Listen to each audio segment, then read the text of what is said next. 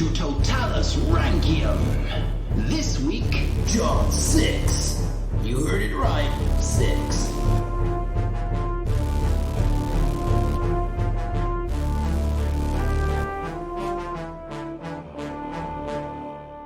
Hello and welcome to Roman Emperor's Totalis Rankium. I am Jamie. And I am Rob, and this is episode 164. And that's right, it's John 6. Do not adjust your podcast playing device, however you do that. If it's got a dial on it, don't touch it. If it's just one of those touch screen ones, don't touch the screen, because that's right, it's John 6. We've not done John 5 yet. No, can I ask a question that I think some of our listeners will be thinking? Yes, the ones that are like me. Yes. WTF? Well, we'll get there. We'll get into it. It's John 6, not John 5. For reasons that will become clear, Jamie, we are going out of order. We're doing 6 before 5. This is weird. I don't like it. I am sure by the end of the episode, in fact, probably fairly quickly, you will agree with me that this is the best order to do it. But I like my numbers sequential. I like them sequential, but I also quite like the fact that 164 episodes in, and so close to the end, the Empire just throws up something just to mess with us. Hopefully, you remember, Jamie, the last episode when Andronicus III and his trusted advisor, John Cant, yes, he had were the funny hanging around. Name. Yes, yeah. Cantacuzene, or Cantacuzene. I did toy with the idea of, like, going, oh, is he going to become emperor or not? And then revealing that he's actually John 6. But you know what? Things get confusing enough. I'm not going to do that. John Cant, who we were calling John Cant last time, is John 6. And you'll see why. Okay? Yeah, and if you also remember last episode, Andronicus III died suddenly, didn't he? Yes, like a stone. Yes, stones are known for dying quickly and suddenly. Yeah, and he left a child, John 5, behind. Oh. And his trusted friend, John Cantacuzenos, John 6, stepped up, took the reins, just to help out, of course. I shall help the Empire. Trust me.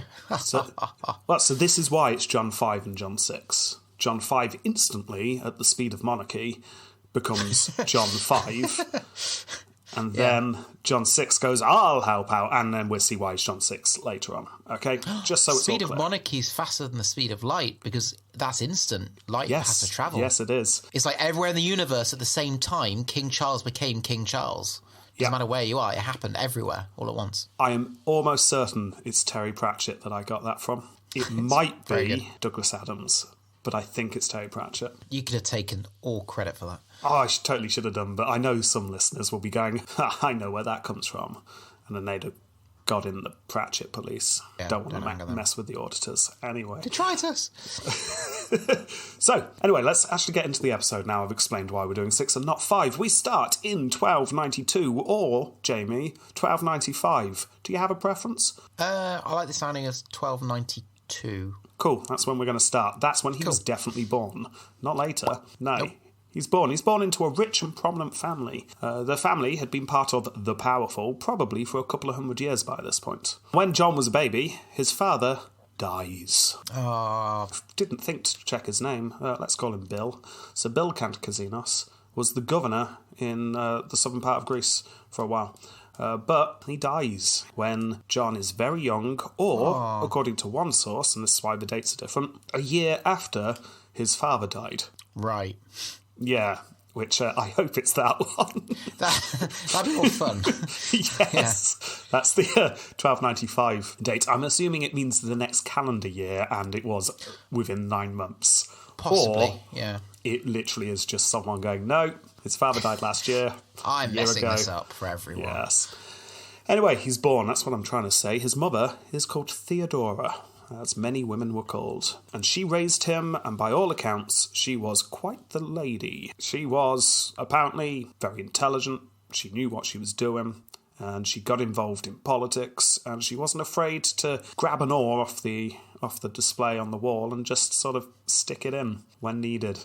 Where? Just in the gears of bureaucracy. Yes, don't worry. Not someone she's arguing with, fair enough. No. Don't actually know much about John's childhood, which is interesting because if you remember from last episode, we have John's account. We have a personal account from him, which is why this episode's going to be quite long, because he's one of the very rare emperors where we've got him as an actual source. But we don't actually know much about his childhood. Well, I guess it's tricky when you're young, when you've just been born, to start noting down everything.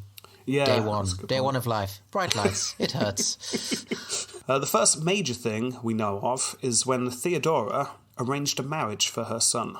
And this was the granddaughter of the Tsar of Bulgaria, who was in need of a husband.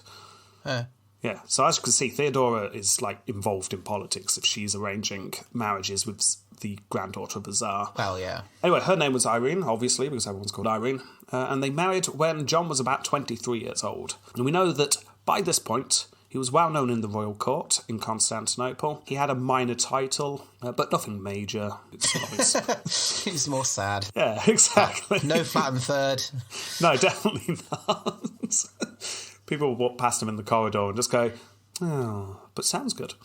Yeah. Anyway, what was special is that he, around this age, so probably in his late teens, early 20s, struck up a friendship with the grandson of the old emperor, Andronicus III. We don't get stories, unfortunately, but there are hints that the two were bad for each other. If you remember in Andronicus's episode, when he was young, he was really into drinking and gambling and sleeping around. Ray! Yeah, and accidentally murdering his own brother. So he was getting up to all those shenanigans. Well, we can only assume that John was involved as well, because at the age of 25, the old emperor, Andronicus II, ordered John out of the capital. Get out. Now, according to John, this was to give him a job. He was going to go and govern part of southern Greece. But in reality, this could well be just get away from my grandson. You're a bad influence on him. Yeah, that's what he told his friends. Yeah, I'm being this this envoy. That I'm in this land in Greece. The emperor sent me. Yeah, definitely. Yeah, until he was with his close-knit group of friends, and they're all wearing leather jackets, and then he's just leaning against the wall, smoking a cigarette, saying, "Yeah, emperor couldn't hack it. I'm too hardcore." Yeah. My ideas were too out there. Anyway, he tries to get out of this appointment. He doesn't want to go to southern Greece to govern. It's out of the way, out of the politics, out of the loop. It's not what he wants to do.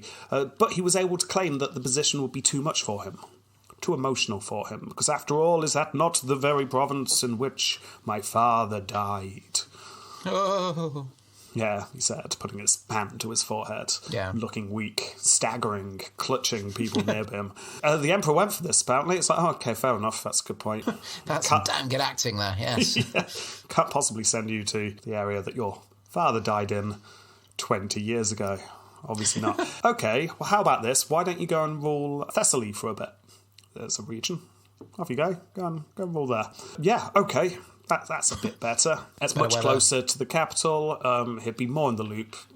He realises he's being chased out of the capital. He might as well go there. Now, like I just said, there is a lot of information on John 6. If you listen to this episode and you want more, go and look into it. There is loads, and this is one of the few episodes in the Roman series where I'm going to have to leave stuff out. Now, because this is going to be a packed episode, what I'm going to do is really skim the stuff that I covered last, just to give you a recap. So this is the civil war between Andronicus II and his grandson Andronicus III, which John played a huge part in, but I'm skimming over it because we've already talked about it. So can you do it in 10 words or less?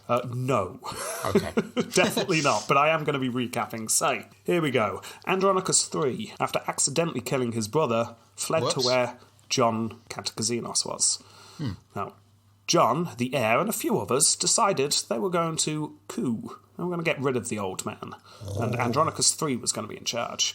If you remember, tensions grew, and in the end, the empire was split between grandson and grandfather. But we don't know exactly what John Cant's role was in all this, but we can assume it was an important one, because by the end, he was appointed as Grand Domestic of the entire Roman army. Not under one of the emperors, under both, which, when you're on the brink of a civil war, is a very important position. Not only is he clearly doing well because of this position, but we also have a quote from Andronicus II here. Now remember, this is the man who ordered him out of the city just a few years before. Apparently he said, "If I were to die without an heir, I would advise the Romans to adopt this man as their emperor. Talking about John Cantacazenos. Yeah. Who, moi? Moi? Yeah. So even though he's busy mates with Andronicus III, and they were very tense and fighting against Andronicus II, apparently even Andronicus II could see that actually this guy knows what he's doing. He's effective. Yeah. Now, over the next couple of years, as we saw, tensions rose yet again between the two emperors. What I didn't cover, however, was the fact that the Bulgars and the Mongols were causing trouble on the northern border around this time.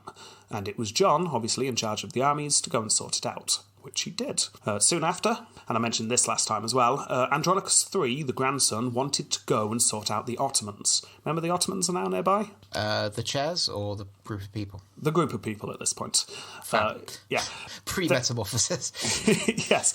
They're very small at this point, but they are causing problems. And Andronicus III wants to sort it out. Andronicus II says, no, you're an emperor. Instead, we'll send John. So John goes and he wins some skirmishes, but ultimately he fails because this is where Bruiser fails. Remember, that was one of the last cities in Anatolia. Yes. Then John and his best friend Andronicus III go back to plotting against the old emperor. And, as covered, they were able to get into the city and force the old man to abdicate. Andronicus III becomes the emperor in 1328, and John, who is in his early 30s by this point, is now the right-hand man to the emperor. In fact, some people saw him as the power behind the throne.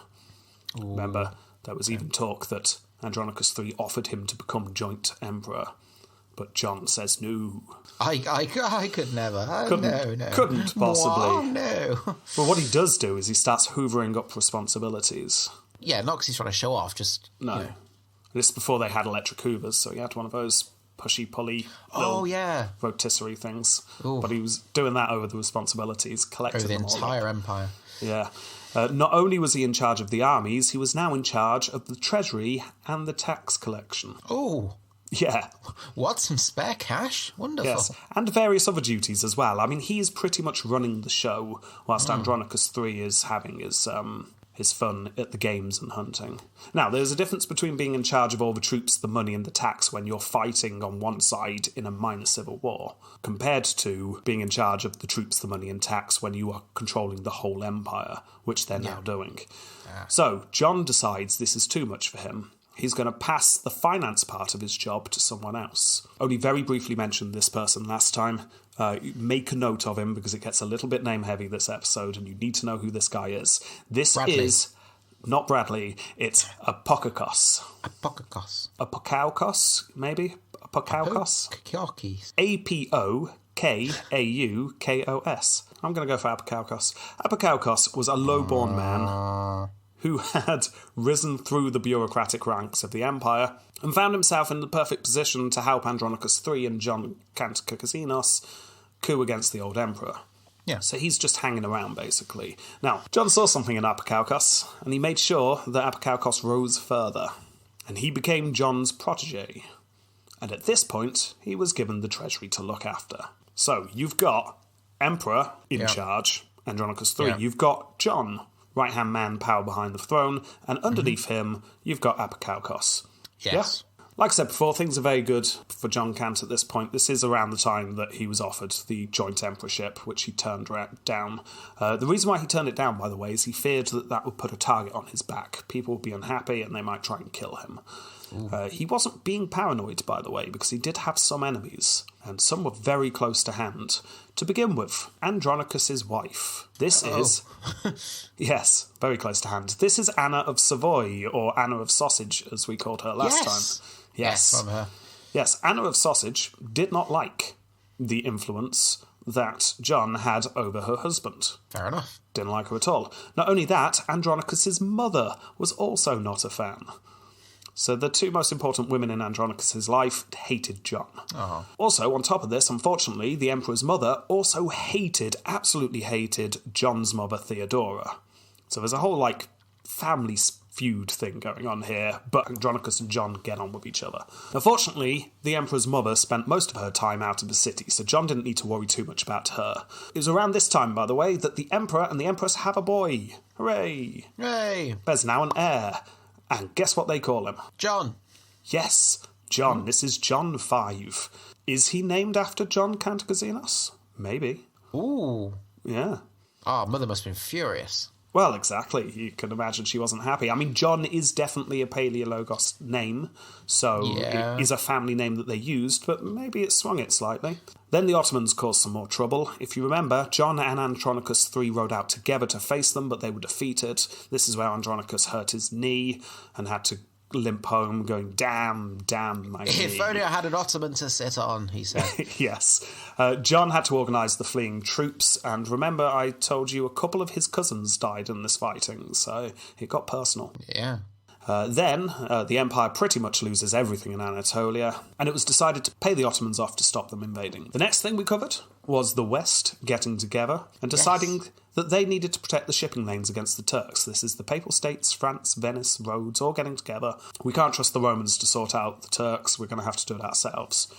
Obviously, Andronicus, fearing this power, decided to reach out to a Turkish emir who had settled in the left of Anatolia, and if you remember, this was a man called Umar. Yes. Make a note of Umar, because he is very important in today's episode. So Umar is the emir of a small emirate on the left of Anatolia. Andronicus got on well enough with Umar, but it's John who really gets on with him. Two of them just hit it off like house on fire, apparently. Remember, John described him as like a barbarian, but a good one, I believe, was pretty much the quote. Yeah. I'm not racist, but... Yes, pretty much. I have a barbarian friend. Yeah, exactly. Can't possibly be racist. Yeah. In fact, if you remember, John offered his daughter to Umar for marriage, but Umar came up with the brilliant, but we're brothers now, I couldn't possibly marry her, it would be incest.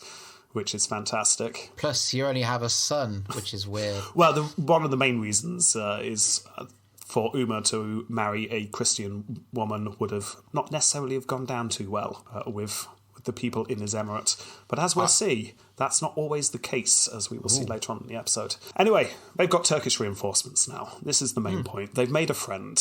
They used the Turkish reinforcements. The Emperor and John were able to fight the Albanians, if you remember. Then they used that to take back Epirus, the left of Greece. There was a child ruling Epirus at the time called Nikephoros. He was kidnapped by some nobles in the area, and they used him as a figurehead to try and rebel against Andronicus taking the area, but it all fell apart. It fell apart because when they took a couple of cities, essentially John went in and used his diplomatic skills to sort it all out, talking to various leaders of the revolt and just convincing them to surrender. You really don't want to do this. Yeah, fair enough. Yeah. And it worked. Epirus came back into the empire. Nikephoros was then engaged to John Kant's daughter, and this time it worked. The two of them were wed shortly afterwards. So that's nice. This isn't the only marriage around this time, by the way, because John had a 16-year-old son, and he was married to a cousin of Andronicus III, so the two families are now wedded in with each other. Yes, John Kant is now formally part of the royal family. And this is when Andronicus suddenly died. The last time I said it was on the way back to the capital. I have since read in a different source that it was after he came home, but either way, the emperor is dead. I mean, that could have been, the difference could have been a matter of minutes, right? Oh, I mean, yes, it could have been. Difference between, like, reaching for the handle on the Golden Gate in the wall. Walking through. Yeah, exactly. But he's dead. Right, and that catches us up. Before we go into today's story, however, it's map time, Jamie. Map time. Because like I say, it gets convoluted and you kind of need to know what's going on. Well, you can show me a map, can't you? Yeah. No, you need to draw a map so the listeners can draw one too. Okay. I'm going to describe a map to you, and anyone who knows the region is going to wince. That's right. Because this is not a map designed for geographical accuracy. This is a map for people to imagine for simplicity. I remember when you got me to draw a map of Spain, you just asked me to draw a big square. So Oh yeah, very, very much like that. Okay. That's what we're doing. Right. We are essentially drawing the Balkan Peninsula, where Greece is. So here's what I want you to do. Draw a big upside-down triangle. Perfect. If you're playing along at home, well done. Assuming your triangle is decent. I mean, if you've drawn a square, just try again. Right. I'm amazed you turned on the podcast. No, Jeff. How have you managed that? That's 4 dimensions. Right. In the top right corner, yeah, draw a dot. Okay. That's a city. That city is Constantinople. Yeah. Yeah, nice, eh? I'll call it Kont. Cool. In the bottom corner, don't go right to the bottom corner, but just go a little bit up the right-hand side on the coast. Here? Yeah, about there. That's Athens. So near the bottom, but on the right-hand side. That's Athens. You don't really need to know Athens. It's not part of the story, but most people know where Athens is on a map, so I'm hoping that will help. See, I kind of know what Europe kind of looks like, and it doesn't look like this. No, like I say, this is a very simplistic map. Right, okay. Okay. I want you to go halfway down the right-hand side line. Yeah, about halfway between Constantinople and Athens, where I've put it. That there is Thessalonica. Thess. I want you to find where Thessalonica is, which I just told you to draw, and go directly up just a little bit. Someone's like making a mini triangle. Yeah, just go up. Go up, just there. So you're inland now, and you're up a bit. Okay. Call that place Ceres, Serres. Yep. Then, got 3 more places we need. Find Constantinople. Got it. Come into the triangle a bit, along the top line. In a little bit, that's Adrianople. Pop that there. Your Adrianople should be further to the right than Thessalonica and Ceres. So you're only coming in a tiny little bit from Constantinople. It's almost next to Constantinople. Oh, I need a rubber now. Yeah, you're going to have to move that along slightly. All right. I mean, I want this map to be accurate, don't we? I mean, it's already not geographically accurate, but it will serve the purpose. As long as it helps me, it's fine. What I want you to do now is on the left-hand side of the triangle. This isn't a city, this is just a region. Basically, the top left side of the triangle, just put the word Serbia. Here? Yeah, top left-hand corner. Yeah. Yeah. Got it. And above the triangle, outside the triangle, put Bulgaria. More to the right. Sort of above Constantinople area. Okay, that is all you need to know. Okay. And again, for those of you who already know geographically the region, I apologise for how inaccurate that map actually is, but it will do. Right, okay. Are you ready to go into the Civil War, Jamie? Because that's what's going to happen, isn't it? Andronicus III's dead. He's got a son called John V. Yes. His best friend is now in charge, but the Yes. mother of the boy hates him. Yeah. So, let's do this.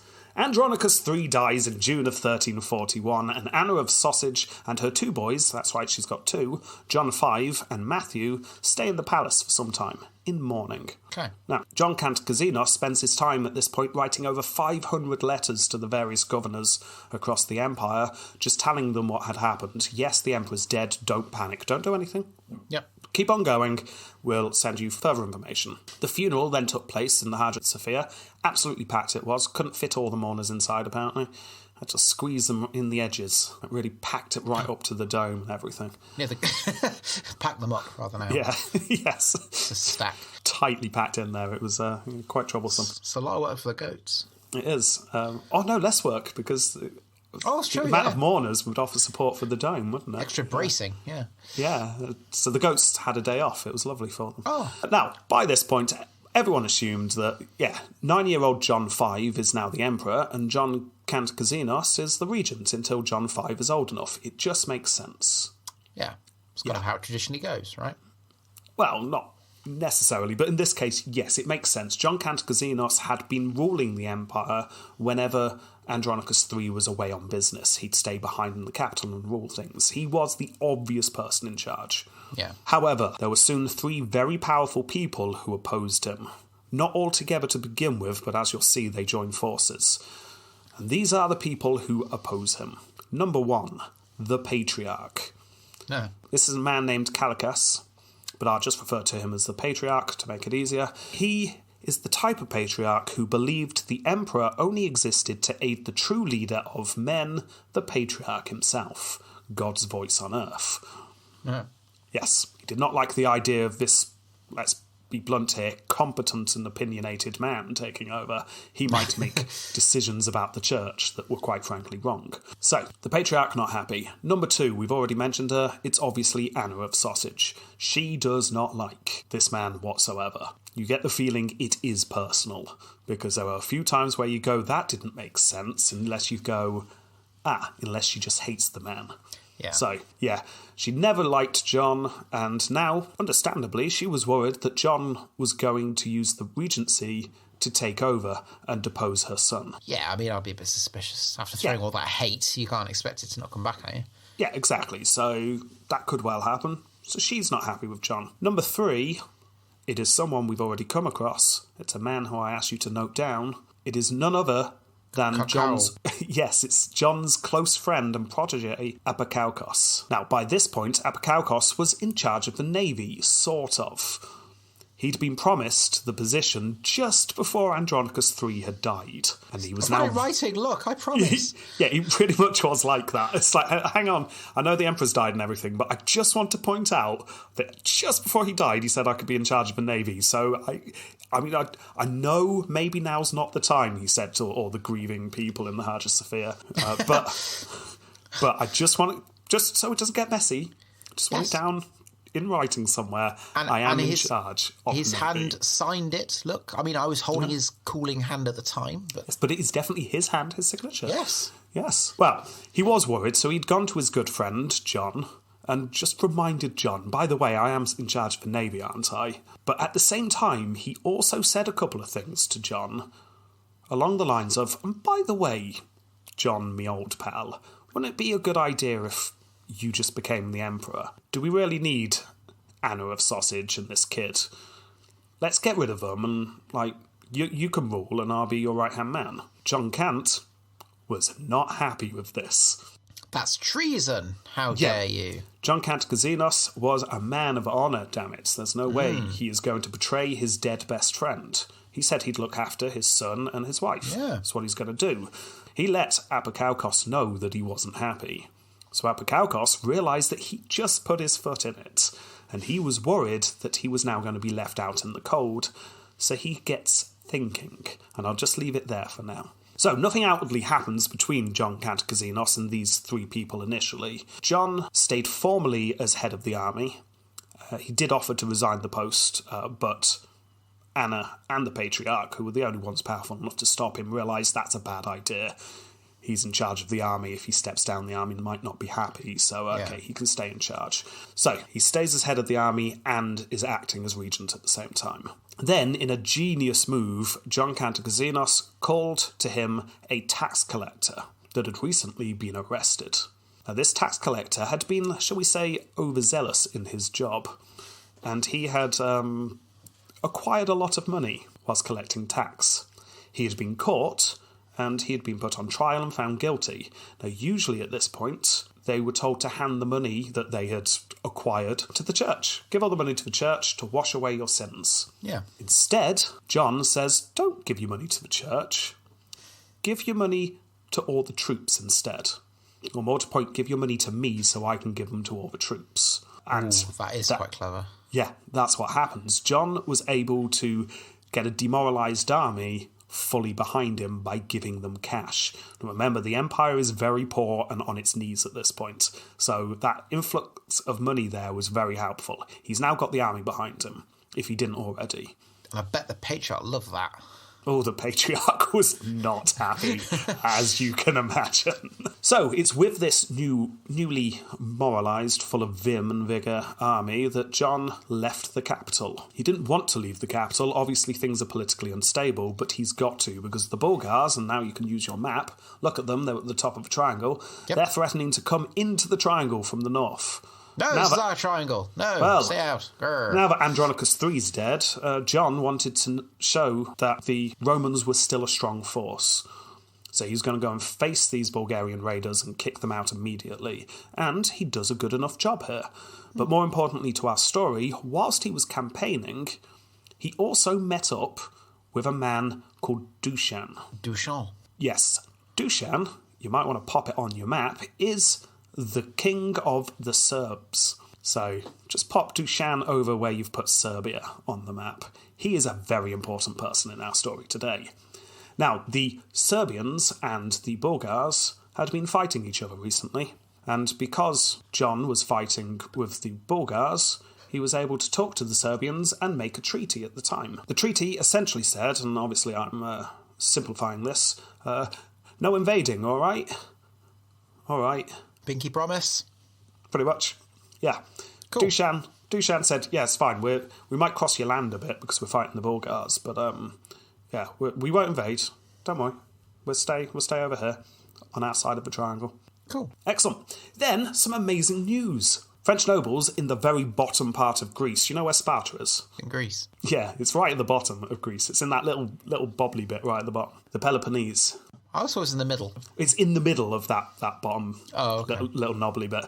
Yeah, so French nobles who were in charge of that region were fed up of paying allegiance to the West and felt they'd be stronger paying allegiance to the Romans. So why don't we come on over? So this is the very bottom tip of the triangle saying, can we be in the empire, please? Well, that's amazing. That would pretty much put the whole of Greece back in the empire. In John's own words, and I can quote him here, we would then be able to find strength to settle our accounts with the Serbians and other foreign neighbours. Interesting that he's putting the Serbians at the top here. Just because he was fighting with the Bulgars, he realises the Serbians are the rising force here. This Dushan fella seems like he means business. So if we've got the south of Greece, that will consolidate us more. We'll be able to fight the Serbians. Now, it's not going to be easy. They'd need to fight for it. But apparently they'd have local support from the local leaders. So that's great. However, there's a problem. He'd been gone from the capital for too long, and he needed to get back to ensure those opposing him were not planning a coup. He then received a message. Someone opposing him was planning a coup. Damn it! Go on, guess who it is. I reckon it's Apakaukos. It totally is Apakaukos. He'd been caught. This is a genius plan. He'd been caught plotting to kidnap John V, the Kid Emperor. Yeah, his plan was to keep hold of John V until Anna of Sausage put Apakaukos in charge as regent. You're looking confused. Just because that would work, could they be working together, surely? Well, at this point, neither of them are happy with what's going on, but they're not working together. Oh, okay. Yeah. Neither of them are happy with John, but they're not on the same side. So, yeah, Apakaukos is going to kidnap John V to get himself the regency. Good plan. Right, Anna finds out about this plot because Apakaukos is betrayed. So she decides to write to John Kantakouzenos. Remember, obviously, she doesn't like John. She hates John. Yes. But realise he's possibly the better of two evils here. Because, yes, I don't like John Kantakouzenos, but Apakaukos is trying to kidnap my son. And I guess she knows where John stands, like, I absolutely hate you, but... Yeah, exactly, and who is this young protege of yours? What's he up to now? What's going on? Anyway... And as regent, it's his job literally to protect the emperor anyway, so... Yeah, exactly. So, essentially, the letter was, you need to get back to the capital and do your job. John V is under threat. So, Apakaukos then finds out that John Kantakouzenos is heading back to the capital. Not happy, because he wants to go to the south of Greece. So Apakaukos flees, he runs away. Then John arrives at the capital. He sat and he had talks with the Empress. John advised that they should be lenient with Apakaukos, which is interesting. Presumably, John still really liked his friend and didn't realise that Apakaukos was looking for ways to one-up him. Yeah. He hoped that all this was a misunderstanding. So he says to the Empress, "That's fine, I'm sure he didn't mean to kidnap your son." Coups happen all the time. Who hasn't accidentally said they were going to kidnap the Emperor and use him as leverage in their own political advancement? Yeah. We've all been there, surely. Yeah. I was doing that when I was a lad myself. Yeah, exactly. So, tell you what, let's go lenient on Apakaukos. And also, Anna, said John, I've been thinking, how about your son marries my daughter? And then, let's crown John as emperor. I know he's emperor, but let's actually do a service. Let's crown him. And that would neatly tie everything up. That way, there'd be no discussion over who is the real emperor, because our families would be tied together. We'd be one unit. I would be emperor and your son would be emperor. And he would be my son-in-law. And wouldn't this be great? Yeah? Anna's not happy. No. And this is what I mean by there's a couple of times where you go, the only reason why she wouldn't be happy there is if there was personal hatred, which I'm assuming, because this makes a lot of sense. Yeah. This definitely would have just solved everything. But Anna is not happy. Yeah, it would be neat, but it would mean that she would then be related to this absolute idiot that she hated. But there's nothing she can do. I mean, Jon Cant's got the real power here. So things are put in motion for that to happen. And then Jon leaves the capital. He wants to get to Thrace, and he wants to then head down to the bottom of Greece. On the way to the army, which was stationed in Thrace, he caught up with Apikaukos, because Apikaukos had been captured after he ran, and he was just sort of howled for a bit until Jon could... Oh, hey, buddy, how you doing? Yeah, the two men talked for a while, and Jon pardoned his friend, and then just carried on. Almost seems foolish, but who knows? Oh, yes. Very, very much so. Apikaukos, not believing his luck, then heads back to the capital. When he was like walking there, through a bit of a daze, like, how did I get away with that? What? Yeah. What if I could do it again? Keeps patting himself. It's like, no, I've not been run through with a sword. Okay. Goes to a very cool slice of bread. So I can taste it. Yeah, I must still be alive. I feel like I've learnt a valuable lesson here. Yeah. I can do whatever I want with impunity. Yeah. So, once he got back to Constantinople, he found a capital that was very tense. Protests had started to erupt in the capital between Jon Kantakouzenos' faction and the what we call loyalist faction, those loyal to the real royal family. Because, as you can imagine, a lot of people in the powerful had opinions over what was going on. It was leading to unrest. Now, Apikaukos, I'd like to think, took 3 steps into the city, looked around at everyone just grumbling about what's going on, and made up his mind. I know what I'm going to do. I'm going to throw my weight behind the Empress and the Patriarch. I'm going to get into the loyalist faction. Yes, Jon just pardoned me. Shouldn't have done that, should he? So, he went to go and meet Anna. I want to be on your side, please, he said. Yes, I can only imagine what that meeting would have been like. She just, hid the sun behind her back. Well, Yes. I'll have a think about it. It's like, yes, I'm really sorry I did try and kidnap your son a few months ago, but how about we work together? Why not? But he hadn't finished there. Once he'd gone to Anna and convinced her that actually he was on her side, he then went to Jon Kantakouzenos' mother, remember Theodora. Theodora's in the capital. And he went to Theodora and swore loyalty to her son. So he's playing both sides here. Yeah. He then went to go and see the Patriarch and whispered in his ear, shall we say. I mean, it might have been a full-on conversation, but I'd like to think he whispered in his ear whilst the Patriarch was doing a service. Yeah. Jon Kantakouzenos is planning to replace you, O wise one. Oh, holy one. What you going to do about it, eh? You're not going to do anything, are you? Hey, just kept poking him. Yeah. In his Patriarch hat. Hey, what are you going to do? What are you going to do? You won't do anything. You won't do anything. What are you going to do? You can't, can you? What are you going to do? What are you going to do? I'm not touching you. Not touching you. What? Not touching you. Not What touching are you going to do? Yeah, the Patriarch eventually has enough of this and agrees, okay, let's get together. And this is when we see the 3 people who I mentioned at the start form a triumvirate together. We have got the Patriarch, the Empress, and Apikaukos. They're going to work together to bring Jon down.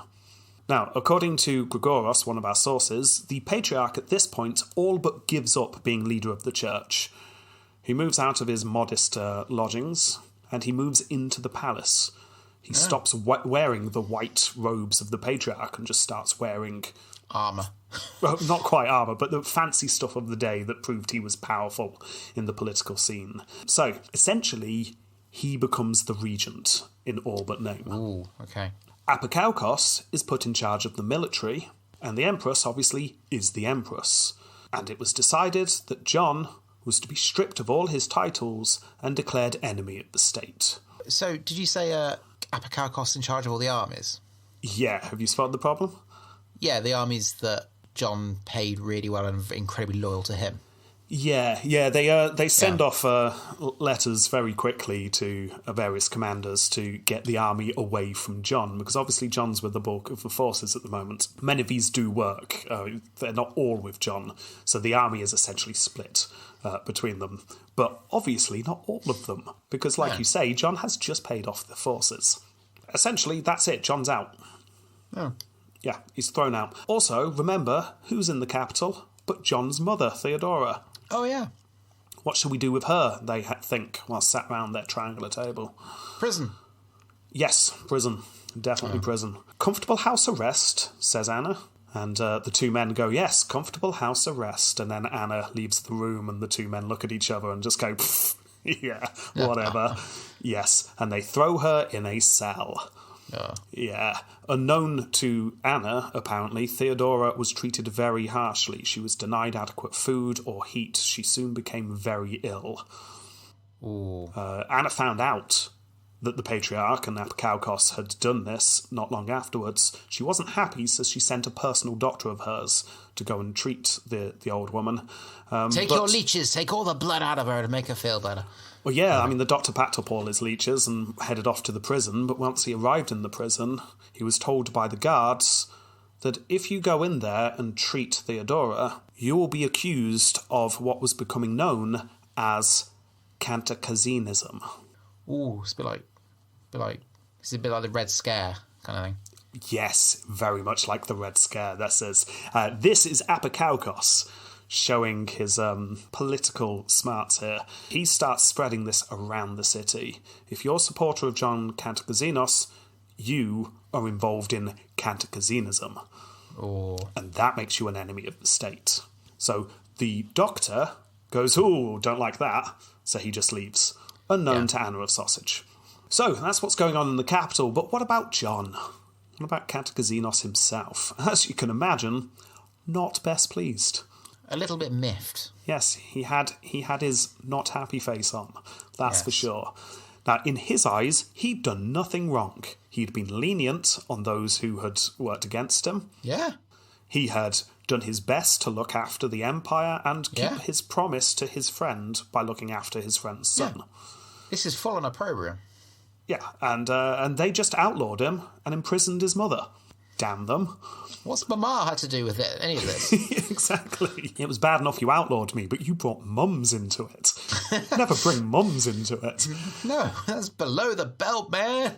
Yeah. Now, fortunately for John, and as you very quickly realised, a large number of the troops were still behind him. And they declared him the true emperor. Something that John wasn't too happy about. It's like, I'm kind of... Literally the entire time I said, that's not what I'm doing. Yeah, I'm not, but okay. Realising his power was falling apart, he accepted being declared emperor. He wasn't crowned, but he accepted being called emperor.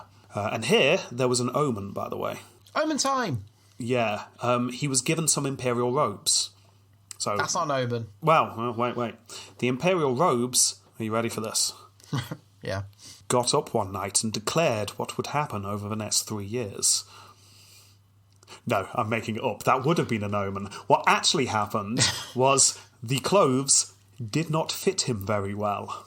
Well, we've all bought things from Primark that haven't quite fit properly.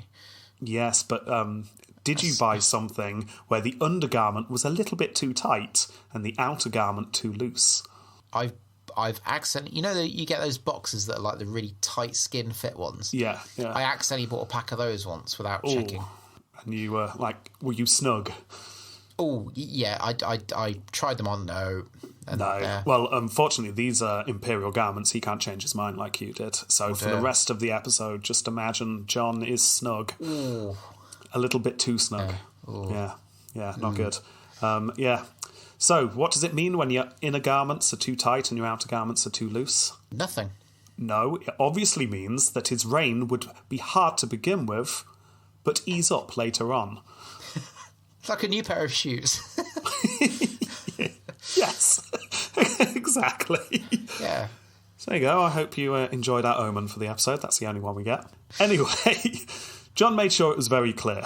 He was one of two emperors, sort of. I'm regent, I've not been great. It's all a thing. But you know what? Yes, I'm emperor. People are calling me emperor, whatever. But this is important, everyone. Little John 5 is also the emperor.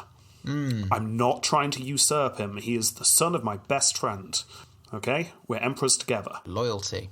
Yes, exactly. If he was hoping that this stand would pull people over to his side, it wasn't particularly successful. People had already decided what side they were on. Battle lines were drawn. And this is where we see something fairly unusual. Now, whether it's because we're particularly well-sourced at this point, or maybe it's just a sign of the times, we're going to see something that we have not really seen at all in the entire Roman series. Ostriches. No, we've seen ostriches, haven't we? Oh, we've seen ostriches. We haven't seen a giraffe. We haven't had a giraffe yet. It's not giraffes. Damn it. It's, in fact, it's quite far away from giraffes. You'll see how far away. Polar bear. You'll see. Outside of Constantinople, the powerful, who owned all the land, were mostly supportive of John. After all, John had been ruling... He's one of theirs as well. Yeah, John is a member of the powerful. He'd been ruling for years with Andronicus III. It had done them no harm. Status quo seems fine with us. We support John. And after all, misogyny of the Romans, we don't want that woman and a child in charge. Yeah. Many of the powerful in the capital also agreed with this, but obviously they were accused of Cantacuzenianism. So they were either chased out the capital or arrested. Yeah. Then you got the loyalist side, and Apocaukos had managed to tap into something that the rulers of the Romans very rarely dabbled with, because it is a dangerous, dangerous thing, and it is not giraffes or polar bears. Damn it. It is the power of the people, Jamie. It's the poor. They don't have any power. Well, Apocaukos had ran with the term Cantacuzenianism, and accusations were running rampant. And as I'm sure you've noticed, the empire is in a state at the moment, and has been for some time. And the people who lose out during civil strife is the poor. And this time, there were many who did not want another civil war. They could see another civil war coming, and they'd only just got over the last one, and everything was a mess anyway. And can people just stop fighting? Can all you posh people just stop fighting? I'm trying to grow my turnips, okay? So, they were fed up. They were fed up of their land being treated as a plaything by the nobles. Apocaukos taps into this and was able to get the poorer people across most of the empire to somehow think that the child emperor and Anna of Sausage represented them. Now, obviously, they didn't really. They were part of the powerful elite as well. But remember, Apocaukos grew up humble roots himself. Yeah. And he'd risen through the ranks. So he was obviously using some kind of skill here that we don't get a huge amount of detail with, but get the feeling this was something that was naturally happening, and Apocaukos really fed into it. Yeah. So, yeah, his message was very clear. The rich want John Cantacuzenos, so you guys should want the other guy. Doesn't matter who he is, you are anti-Cantacuzenism. You don't see this much in Roman history. No. We've come across it a lot in our American series, and it's still happening to this day. But, so that's what's going on, and it's very effective. Once John was declared emperor, the governors of Adrianople were very happy, and that's where he was declared. So if you look at your map, he's really close to the capital in Adrianople, and he is declared emperor. The rulers of Adrianople are really happy, but the average Joe of the city were not impressed. Rioting broke out. The houses of the powerful started to be burnt down. This is full-on revolutionary type stuff here. Yeah. Now, Gregorius, one of our sources, says the emperor is split into two, and I'll quote him here: the wise and the foolish, the distinguished and the mean, the educated and the boorish. You can tell Gregorius was part of the powerful. Yeah. Yeah, or in other words, the rich and the poor. Now, obviously it is more complex than this, but it is an interesting fact that this dynamic is occurring in the Civil War. Because like I say, it doesn't come up a huge amount. No. In fact, the closest we come to it was the slave rebellion in the... That's what I was very much reminded of whilst doing my research, and that is pre-Empire. Yeah. So, yeah. Anyway, meanwhile, John sends envoys to the capital. I'm still prepared for everyone to forget all this has happened, by the way. This is escalating very quickly. Look, just say I'm not outlawed. I'll come back. We'll work together. I'll even take off the purple robe. It's fine. Yeah. Those envoys that he sent were arrested for Cantacuzenism. I was just given a letter from the field. I have a family. Let me go. Don't shoot the messenger. Don't shoot the... Oh, God, you're going to shoot the messenger. I'm the messenger. Roger. No, he delegated that day. It's okay. Oh, he's on holiday. Roger knows when to delegate. Roger took one look at the missive and went, I think this is one for you. Sent his little protege off. And he hid his I'm a Cant badge. Yes. That's what supporters wore. I'm a complete and utter cant. Yeah. And in the capital, all of the loyalist posters are going up just saying, don't be a cant. Propaganda. It was very effective. It was, yeah. Yeah. Anyway, in the capital, in response to John being declared emperor, the boy emperor, John V, aged 10 by this point, was crowned. Which, remember, was John Cantacazinos' idea anyway. So they crown him. It's like, oh no, John V is emperor, and he's been crowned, not just declared. And that's quite good politically, because now it's John against the Empire. Yes. Even more so. Exactly. And then, Jamie, it snowed. Cool. Yeah, snowed a lot. That's unusual. Yeah, it was a very cold winter. Everything stopped. That's how much snow there was, including John's mother, like completely. Don't be a doctor. You can't walk into like a patient's office and say, "Oh, my intro funny. My watch has just stopped, just like your family. I'm sorry. That's a tragic car accident." Yeah. Well, I mean, yeah, it was blunt, but it's true. John's mother dies in a cell of exposure. Not good. Did she look like a snowman afterwards? Probably. According to our sources, Anna wavered at this point. Remember, apparently she wasn't aware how Theodore was being treated. Upon hearing rumour that John Cantacazinos was still happy for their children to get married and call the war off, she wondered, maybe that's the right thing to do. Do we actually want to go to a civil war over this? Right, guys. No messengers come in. No one mentions his mum. We don't bring that up. What we do is give this letter offering a ceasefire and sort everything out. Yes, don't mention the mum. Well, that was exactly what Anna wanted to do, but Apikaukos heard of this and vetoed it immediately. Oh, no. I've been preparing for this war. We are having this war. So the snows melt. John decides to move first. His plan is to move to Thessalonica. That's on your map. Yes. This city is being ran by a supporter of his, one of the powerful. It is the second city of the empire, so he's going to go there, raise his troops some more, and then march on the capital once he was stronger. But there was a problem. The feeling of anti-Cantacazinism had swollen throughout the winter, and the poor had overthrown the leaders in Thessalonica. So once John arrived, he realised his friend was no longer in charge. The city was being ran by a collective of revolutionaries, who became known as the Thessalonican Zealots, or just the Zealots. You can't call yourself a zealot. It doesn't have a good connotations, does it? It really doesn't. But yeah, just know, you can even put a little Z next to Thessalonica. That is now being ran as a semi-independent city-state by the Zealots. Now, what confused John was that they hadn't thrown their weight behind the Loyalists. The poor seemed to have just decided to rule themselves and not swear allegiance to any of the two factions. But they can't do that. How will they know what to do? Yeah, exactly. Arguably, this is the first time we have ever seen this in this podcast. It is. I think it is. Well, it's certainly the first time I've mentioned something like this. I don't want to go on record and say this definitely is the first time it's happened in Roman history, but it's the first time I've come across it.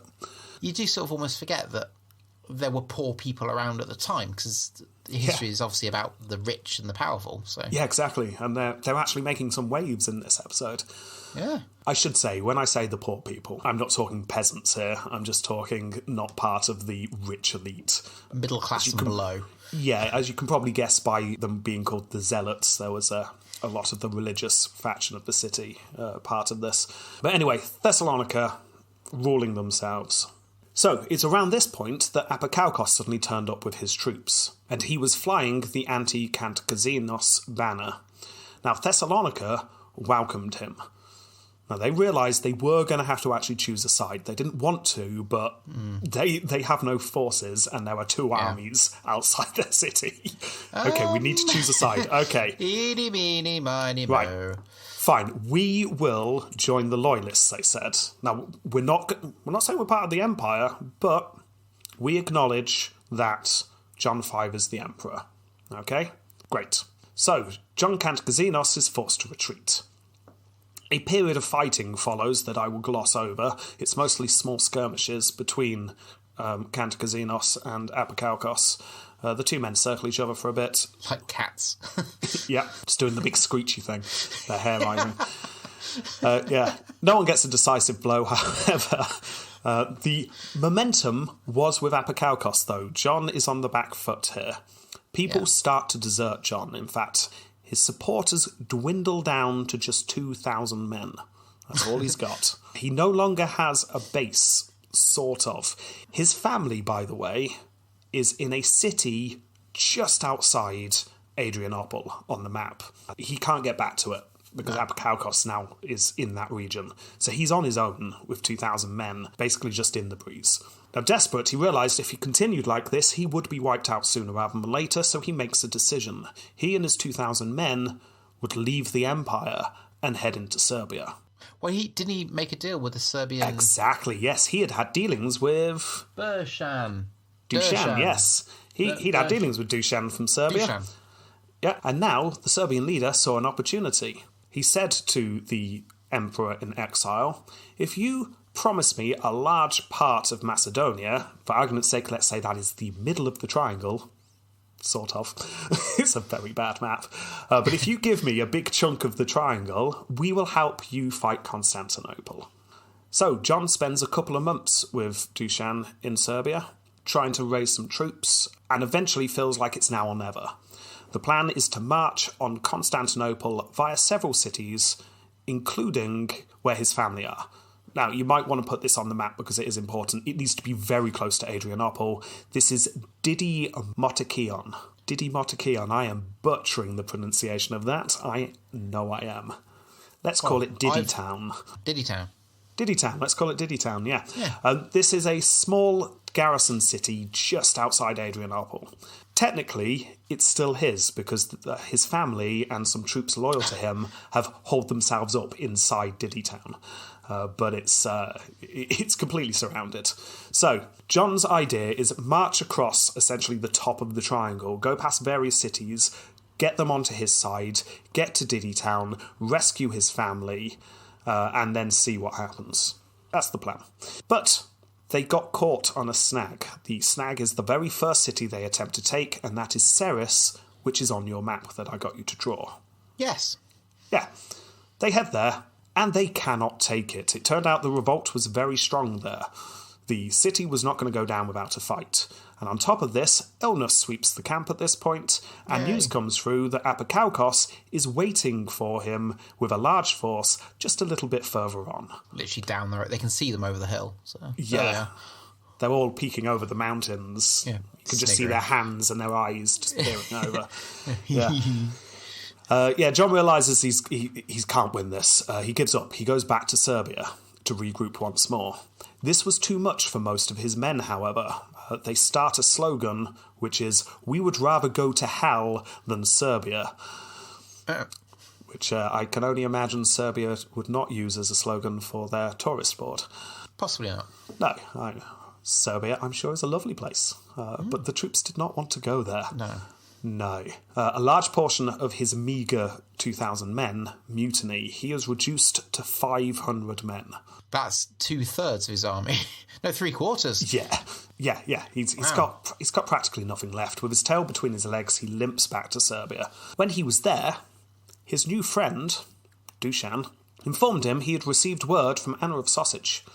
Anna would give Dushan large amounts of cash if he turned Jon over. I'd like to think there was a big long pause there. And by the way, I'm now picturing Dushan as Brian Blessed. Yeah. I like to think there was a big long pause, and then Dushan just lets out a huge, big, belly raw laugh, and then goes, "Oh, don't worry, I'm not going to turn you in." Yeah, Dushan doesn't want this civil war to be settled. He wants the Romans to be fighting themselves. Yeah. So he is going to support the underdog. That's his decision. But, I mean, all hope seems to have left. Jon's got nothing. He's got 500 men and the support of a man he deep down knows actually doesn't care whether he wins. He's also got Jeff with him, so that's like having 500 take away 200. Yeah, essentially. But then Roger turns up with a letter. Hello, sir. This is word from Thessaly, which is a region sort of near the top, sort of, again, in the middle of a triangle. That's not hugely important. It's just a region in the empire. Not everything can be in the middle of the triangle, Rob. Yeah, I know. It's all in the triangle, apart from Bulgaria. It's a region just below Thessalonica. That's where we are. The province had managed to get a grip on all these bloody poor people running around trying to revolt. And now that some members of the powerful were now in charge of the area once more, they wanted John as their emperor.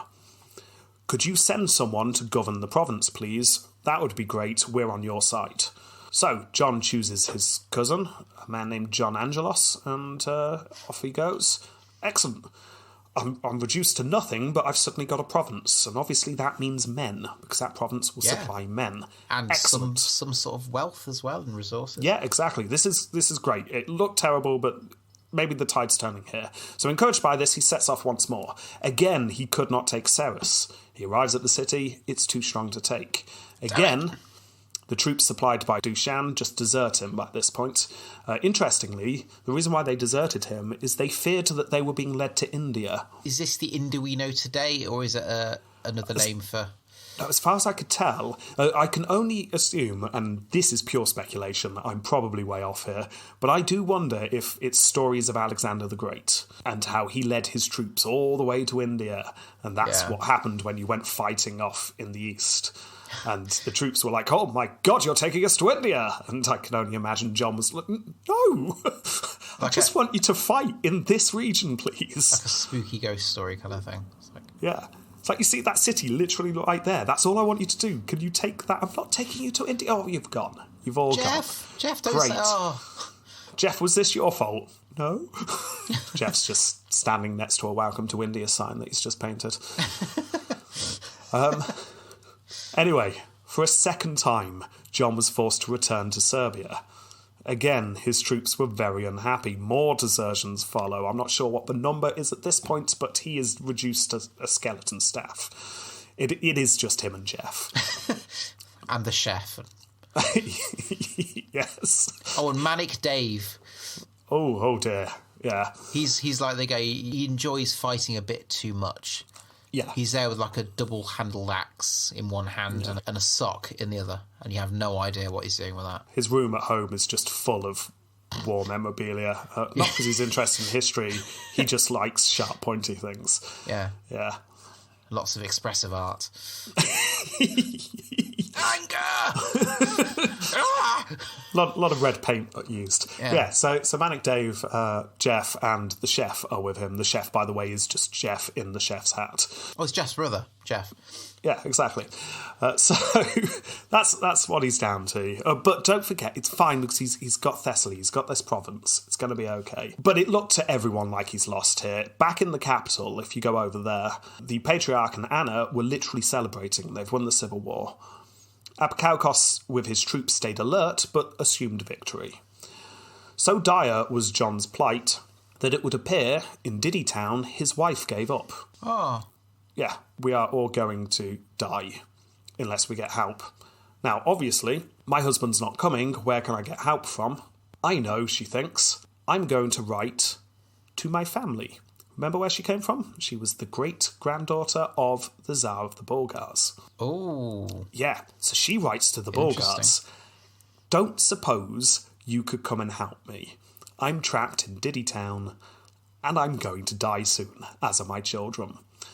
The Tsar of the Bulgars read this letter and decided now would be a perfect time to go and raid Diddy Town and the region around it. The Romans are clearly really weak right now. Thanks. Yes. Well done. Yeah, word reached John that his wife and his children were in trouble, and he did the only thing he could think of. He wrote to his old friend Uma. Yeah, now, he had resisted doing this, getting Turkish troops in a Roman civil war would not look good. It would look like a foreign invasion. Well, it's sort of that already, to be honest. Could almost get away with the Serbians because, well, the Serbs are Christian. You could almost argue that it's fine. But, really, the Turks, can I use the Turks? But he's got no choice now. His family are about to be slaughtered. So, he writes to Umar, can you help at all? Umar was more than happy to lend a hand. He got on really well with John, remember? So he turns up with a bucket load of troops. The numbers are hugely exaggerated, but we're talking tens of thousands, if we can believe the numbers. Probably not that high, but that's why I used the phrase, military term, bucket load. I like to think he came out of his tent and said, like, the rimmer kind of like, oh, splendid, kind of thing. Yeah. So, the Bulgars all flee. Off they go. They flee back to Bulgaria. Just to be clear here, by the way, John is still in Serbia. Yes. Umar has gone to Didi Town. Oh, the Bulgarians are heading there. Well, no. Umar chases the Bulgarians off. Oh, yeah, sorry. Yeah. Can you see why I've done a map? It does get confusing. Yeah. So, it's great because now the Turks have Didi Town. It's good. Good for them. Well, the Turks are on John's side, but yes, you've hit the nail on the head exactly there. They need supplies, so obviously they raid the local area for supplies. And to many people who live there, think of good old Joe the farmer, well, this is just a bunch of Turks. Oi, they were my turnips, yeah. Yeah, exactly. It's like, this is just a foreign invasion. That's what it seems like. Oi, get your hand off my hoe. Don't laugh, it's the farming one.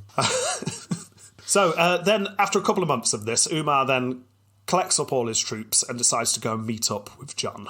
And then we can fight together, he thinks. But then it snowed a lot. Not again. Yeah, it keeps happening. Winter hit hard. The Turkish troops were not used to this, and many died of exposure. So Umar got the hell out of there, fled back to home. That's an army that needs some long johns. Exactly. John, good segue. At this point, he was pleased. Umar had solved the immediate problem, but it was a shame that his reinforcements had gone. But it was better than nothing. Yeah. The weather warmed up. John started to slowly see the tide was turning. Other cities were starting to declare for him. Not because John was doing well. John, obviously, as we can see, was in dire straits. Yeah. But slowly, the local powerful were taking back control of their cities that had been under revolt. And as soon as they did that, they were declaring for John. So slowly and surely, he was gaining more troops, gaining more support, gaining more land. Momentum. Yes. It wasn't before long that most of the cities in Macedonia and Thessaly, I'm just going to say most of the middle of the triangle, started to come over to him. He'd already secured the allegiance of Epirus. That is the left side of the triangle that we've not really talked about much. So a large portion of Greece is now on his side. In fact, he seems to be doing well enough that he decides maybe it's time to go and take Thessalonica, the second city, like he originally intended. Now remember, the Zealots have Thessalonica at this time. Dushan at this point receives word. John's doing really well all of a sudden, and Dushan doesn't like this. Dushan doesn't want anyone to win, he wants the civil war to carry on going. So Dushan sends word to John and says, I want all my troops back that you've been using, please. So John loses all of his Serbian troops, just as he's about to try and take Thessalonica. Yeah. Not ideal. And then Apikaukos arrives with his troops from the sea. Remember, Apikaukos was in charge of the navy, so he's got the fleet. Yes. John suddenly found himself outside of Thessalonica, pretty much surrounded by the enemy, with no backup, because Dushan's deserted him. This looks bad.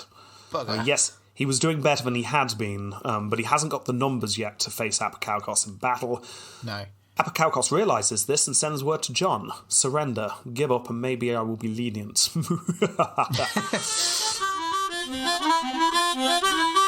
Hello, it is Editing Rob here. I'm just jumping in to give you a little bit of context here, because for the last, I'd say, 20 seconds or so of recording, Jamie seemed distracted, and it soon becomes clear why. He had had enough of the vague geographical triangle knowledge, and he decided to look up an actual map whilst I was talking. He then challenges me. Usually I'd leave this stuff to the end, but I'm just going to put it here. So here we go. Could I just say I did a quick look at Google Maps as well, Oh, yeah. just to look at the area. What? I told you, it's not geographical, Matt. It's not a map. Don't use the word map. That's an insult to all maps. It is simple enough for people to imagine in their heads if they're listening to a podcast. But Athens isn't even the right place. It's roughly in the right place, James. No, it's at not. the It should be on bottom. the left side. What? No, it shouldn't. Yeah, it does. There's Constantinople on the right, and then Yeah. Athens should be on the left. It's like Athens, like there. Then Bulgaria's in the middle, and between them both. If people know what it really looks like, they can use that. If not, you can use the imaginary map that makes sense in Don't my call head. it a map. It's Diagram. a guide. A diagram guide. We'll just call it the triangle. How about that? Yeah, The triangle of vague geographical knowledge. yeah. So I just sort of took your word for it. Then I just got a bit curious. Like, actually, oh my no. But I maintain that Athens is on the right coast of Greece. Yes, but it's not under Constantinople. No, it's down and left a bit, which is where it is on that map. It's down and quite left a bit. Yeah. Anyway, we're getting distracted. Sorry. Yeah, you might just cut all that. It's You fine. know, you didn't complain about my square Spain. Yeah, but that makes more sense. It's sort of square. It's, Oh, okay, fair enough. Right. Anyway, so Apikaukos sends word to John, surrender or else. Okay? Yes. John ignores this, obviously, but he is worried. Apikaukos then sends an assassin. He thinks this is a good time to just end it here and there. Unfortunately, I could find no details on this assassination attempt apart from the fact that it fails. But it is only a matter of time. It looks like John's about to fall. But what's that, Jamie? giraffe. No, not a giraffe. It is. It's probably not even a horn either. But it's, let's say there's a horn. Bah, bah, bah. Everyone looks over the sea, and what's that coming over the horizon? It's sails. Ooh. It's a Turkish fleet. It's Umar once more. Hooray! Umar, hey. He's back. He went home. Everyone warmed up a bit. Sat by the fire. Defrosted. Yeah, defrosted, got a bit more toasty, and then they got in their ships again, and they're coming straight back. Hooray! Hey. Apikaukos couldn't risk the fleet, so he retreats, takes the fleet away. So just like that, John is saved. And he sees his chance to take the city. But the Zealots are still in control of this practically independent city-state, and John realises this is maybe a distraction. After all, what do I really want to do here? I want to get to Diddy Town and rescue my family. I mean, So- they've been there for 12 months now. 18. Oh, even worse. Yes. Just So- imagine an aide tapping on the shoulder. It's been 18, sir. She's going to be mad. Yep. So, with support of Umar, he realises that they can cut a path to Diddy Town. And he does. He's welcomed there like a returning hero. And the dynamic of the war changes at this point. Instead of an exiled emperor being on the run, he is now a couple of days' ride from the capital with a reasonable force and support from a large portion of the empire, with reinforcements from Umar. However, both sides by this point are completely desperate. Money is running short. The Genoese were fighting the Mongols over trade in the Crimea, which we don't need to know particularly about the details on that, but it does have a knock-on effect on trade in the capital. Everyone is struggling for money. Anna, in the capital, is forced to sell the crown jewels to Venice to raise money. Like, literally, the emperor's crown is sold to Venice. Wow. Yeah. Not good. Good for collectors there, though. Yeah, good for collectors, yeah. Fighting in the area between Diddy Town and the capital continue. Lots of skirmishes take place at this point that I will gloss over. There are no clear winners, but if you lived in the region, if you were a farmer, oh, you were screwed. Absolutely. You might as well just move because the whole place is just destroyed by all the fighting that's going on. Eventually, Umar had to That were return. employees winning tournament, you... Well, eventually, Umar's got to return home once more. He can't spend all his time just fighting in the Roman Empire. Apikaukos saw this as a chance and attacked Diddy Town, but the attack failed. Fighting is fierce but small. What was worse for Anna and the Patriarch at this point is a man named Vatates defected to John's side. Vatates was a relative of the Patriarch and a commander of a garrison in Thrace. So, huge portion of troops go over to John's side. but also relative of the patriarch. Haha, they're losing numbers. But then it got even better. John then received a letter from the son of Apokaucos. Ooh. This was Manuel Apokaucos. I am Manuel. Yeah. Manuel was in charge of the city of Adrianople. Now, if you check your triangle of vague geographical knowledge, Yes. look how close that is. It's very close. Very close. Look out the window, you can see it, kind of thing. Well, I mean, if I check on Google Maps, it's like 1,000 miles away. But The letter essentially said, I'm fed up with my father. Do you fancy Adrianople? I'll give it to you. yeah, sounds good. Yeah, excellent. Doesn't quite work out that way. John wasn't able to take the city. Manuel wasn't able to just hand it over. But he does defect, and Apokaucos' son defecting to the other side also was great propaganda for John. Yeah. So John surrounds Adrianople with some troops and moves on himself. By this time, most of the empire has got behind John. Constantinople is essentially cut off. Anna and the Patriarch and Apokaucos are now in almost as dire straits as John was when he was in Serbia. It's completely changed. Could you argue this has been the smallest the empire's ever technically been, then? Well, it's a civil war, so everything that John's got is the empire. But just wait. Anyway, so John at this point is so confident he takes up camp within sight of the walls of the capital. Inside the walls of the capital? Within sight of. Oh, inside. Oh, okay. Yeah. He's not that confident. Set up a little tent near the market square. A tent in the throne room. Yeah. He just unzips it every morning, pops his head out. Morning. I might take that throne tomorrow. Maybe. Can I have some toast, please? That'd be splendid. Thank you. Well, there's a period of negotiation at this point. However, because communication had broken down so much between the two sides, because they hated each other that much, it was actually a couple of Genoese monks who could only speak Latin who ended up being the one to start talks. The Genoese wanted all this sorted. They were trying to get their trade done.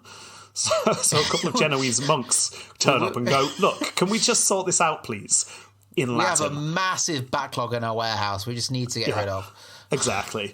Now, we only get details through John, because he's writing the account here, but if we can believe him, he was willing to talk peace. And Anna was also willing to talk peace. She was scared for the lives of her children, but the Patriarch and Apokaucos refused to talk. John admits to plundering the country around the capital so much that it becomes a desert land at this point. Again, if you were an average person, this is an awful time. Adrianople finally falls and comes onto John's side. And then, hey, look who it is coming over the hill once more. Umar's back. Hooray. Hey. Apparently with 20,000 horsemen this time. He means no business. Horses, but loads of just horsemen. Yeah, they've all got sticks with wooden horses. Yeah. Hobby horses. Yeah. So, I mean, really is only a matter of time before John wins this civil war, surely. Yeah. But then, what's this? Roger turns up with a message. Hello, sir. Dushan. He's attacking from the west, and he is attempting to take none other than Serres. Remember that city that John couldn't take? I think, if anything, John would be more jealous if he's... probably a bit annoyed. Now, Serres is... damn it. It looks like Serres is about to fall to the Serbians. That's not civil war. That is the Romans losing land to the Serbians. That's just war. That's just war. Now, John had no intention of letting Dushan starting to take territory that it had taken him so long to get back. So John, whose fault it was that this is happening... Well, he is confident that Constantinople is about to fall over, so he sets off to fight Dushan. And on the way there, he receives another message. Good news, sir. Apokaucos has been assassinated. Ah, splendid. Oh, yes. Apokaucos put his foot in it. Was Manic Dave... No, maybe it was Manic Dave, but...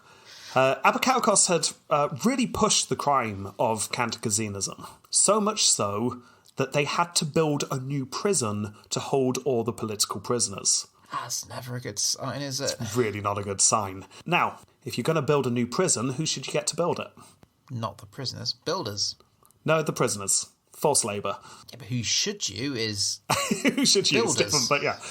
Probably supervised by builders, but yes, the prisoners were building the prison.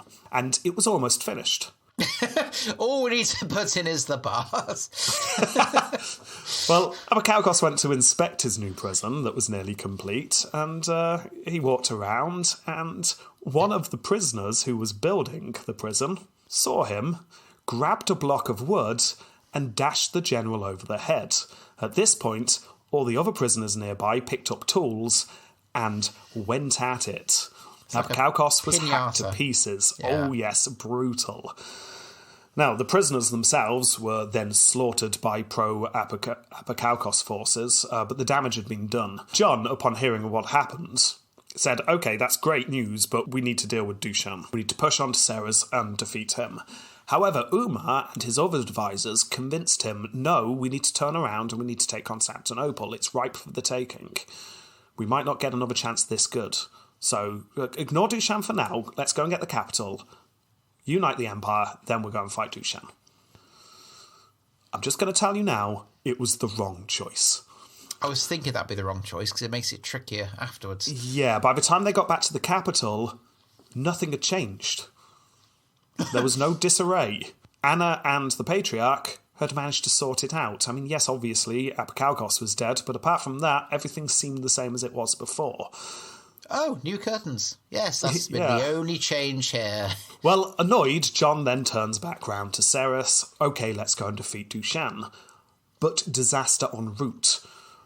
Umar happened to have with him the son of a neighbouring emir. So there was an emirate right next door to his emirate, and the son of that emir was just tagging along with Umar. You know, show the young man the ropes, that kind of thing. Yeah. Have a bit of fun. Yeah, exactly. We're all having fun in the Roman Empire, just fighting. It's great. Yeah, that boy was murdered. And the men who were guarding that boy accused Umar of killing him. Now, as far as I can tell, Umar hadn't killed him, but that was the accusation. Now, Umar realises, oh dear, this is a political hot potato. Yeah. I need to get home and make sure this doesn't become a thing, because the... He slipped! Yeah, this is... Fine. It looks really bad. I know I mean, that is my knife, yes, in his back. It was my bear trap. It's got my name on, I know. Yeah, but anyway, I've got to go. Sorry, John. I'll be back when I can. Bye. Tally who. So John just straight away lost all those men on the hobby horses. Yeah, not great. He realises he does not have the strength now to fight Dushan, so instead he goes back to Diddy Town.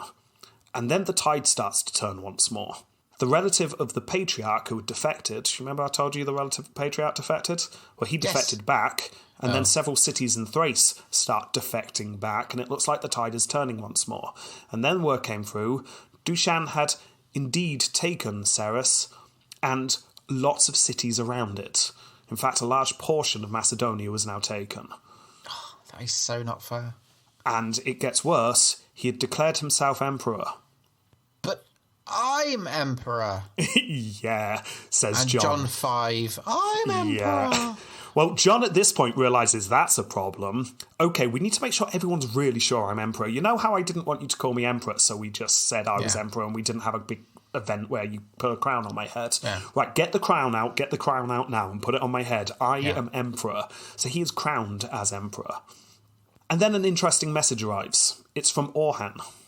Probably don't remember Orhan because a lot of names have gone about, but this is the Sultan of the Ottoman Turks. Oh, the chair people, yes. The chair people, yes. I hear, said the letter, your good friend Umar had to leave suddenly on some terrible business. Would you like a hand? We're a bit bored over here, and we hear it's great fun fighting in Rome at the moment. It's like a pick and mix. Yeah. Tell you what, why don't I marry your daughter? And the Ottomans will become a vassal of the Roman Empire. How about that? Lots of love. Yeah, lots of love. Orhan. This was too good an offer to turn down. It's like, what? The Ottomans who have been causing all this trouble are now offering to become one of our vassals, essentially become part of the Roman Empire. He didn't say that, though, did he? Yeah, that's what he said. Oh, then yes. Orhan said, I will marry your daughter and we will become your vassal state. Oh, fair enough. That's why? Yeah, I mean, it's too good to be true, almost, isn't it? Yeah. Far too good to turn down. It's like, daughter, come here, your father wants to speak to you. Yes, very much. That's exactly what happened. I need you to get in the carriage. Don't ask why. It's a bit of a long trek, but when you get there, you'll find out why I've sent you, and... Not quite. There was a weird wedding to begin with. A weird wedding? Was it themed? No, the groom wasn't there. That's why it was weird. That's a bit weird. Yeah. There was, as I mentioned earlier, the whole Muslim-Christian thing. Oh, of course. So some clever people got together and figured there'd just be a lot less tension politically in the marriage if the bride and groom weren't actually together when they got married. Is there just, like, in the massive church, just the beautiful bride, lovely white dress, then Jeff on his hands and knees holding up a wooden spoon with a smiley face on? Not quite, but you're not too far off. It was a ceremony dear. involving the bride, and it was not a Christian wedding. But everyone just glossed over that because it's dire straits. But obviously, there were people who were grumbling about this. Anyways, there we go. Brilliant. Orhan sent some troops over, and John sent his daughter and some cash to Orhan. By this time, Anna and the Patriarch, by the way, completely desperate. They had resorted to several assassination attempts, all of which failed. And then Anna and the Patriarch fall out big time. Ooh. Mainly because they realise they're about to lose. We don't have the details of why they fell out, but it's not hard to imagine why. Anna always seemed less happy with the war than the Patriarch, and now Apikaukos was gone. It was just the two of them against each other. So perhaps she was sowing for peace. Now Anna, showing some political savvy that we've not seen so far, got a whole bunch of bishops together. Tied up, or...? No, just in a room to discuss things. She realised if all the leading bishops in the empire would declare that the Patriarch was heretical, then he wouldn't be the Patriarch anymore, and he would lose all his power. Well, I mean, there's a lot of evidence to show he's not. He's not dressing, not doing Yeah, stuff. exactly. He's not acting as the Patriarch, so this wasn't too hard to do. So all the bishops get together. They start talking about whether they should remove the Patriarch from office. The meeting goes well into the night when the bishops start hearing some cheering in the streets. Well... Looking out into the street, who's that walking up to the palace? Oh, it is John Kantakouzenos. That's who it is. Yes, he has breached the city walls. Yeah. And by breach, we just walked through. Pretty much. Seeing the time was right, he had managed to get supporters inside the city to make a hole in one of the bricked-up gates. And he and 1,000 men entered the city. Anna blocked herself into the palace. John didn't want violence. That obviously looks bad. So he gave a speech to the bishops, who were obviously already around, having a meeting about the Patriarch. Sorry about all this, he said. Can't stress enough how sorry I am for all this civil war business. Terrible business. Anyway, could someone go and tell the Empress that I mean her no harm? After all, I am the Emperor, and so is John V. We are co-emperors, like I've said from the start. So why would I harm Anna, the Empress? Anna refused to come out. Didn't believe a word of it. Yeah.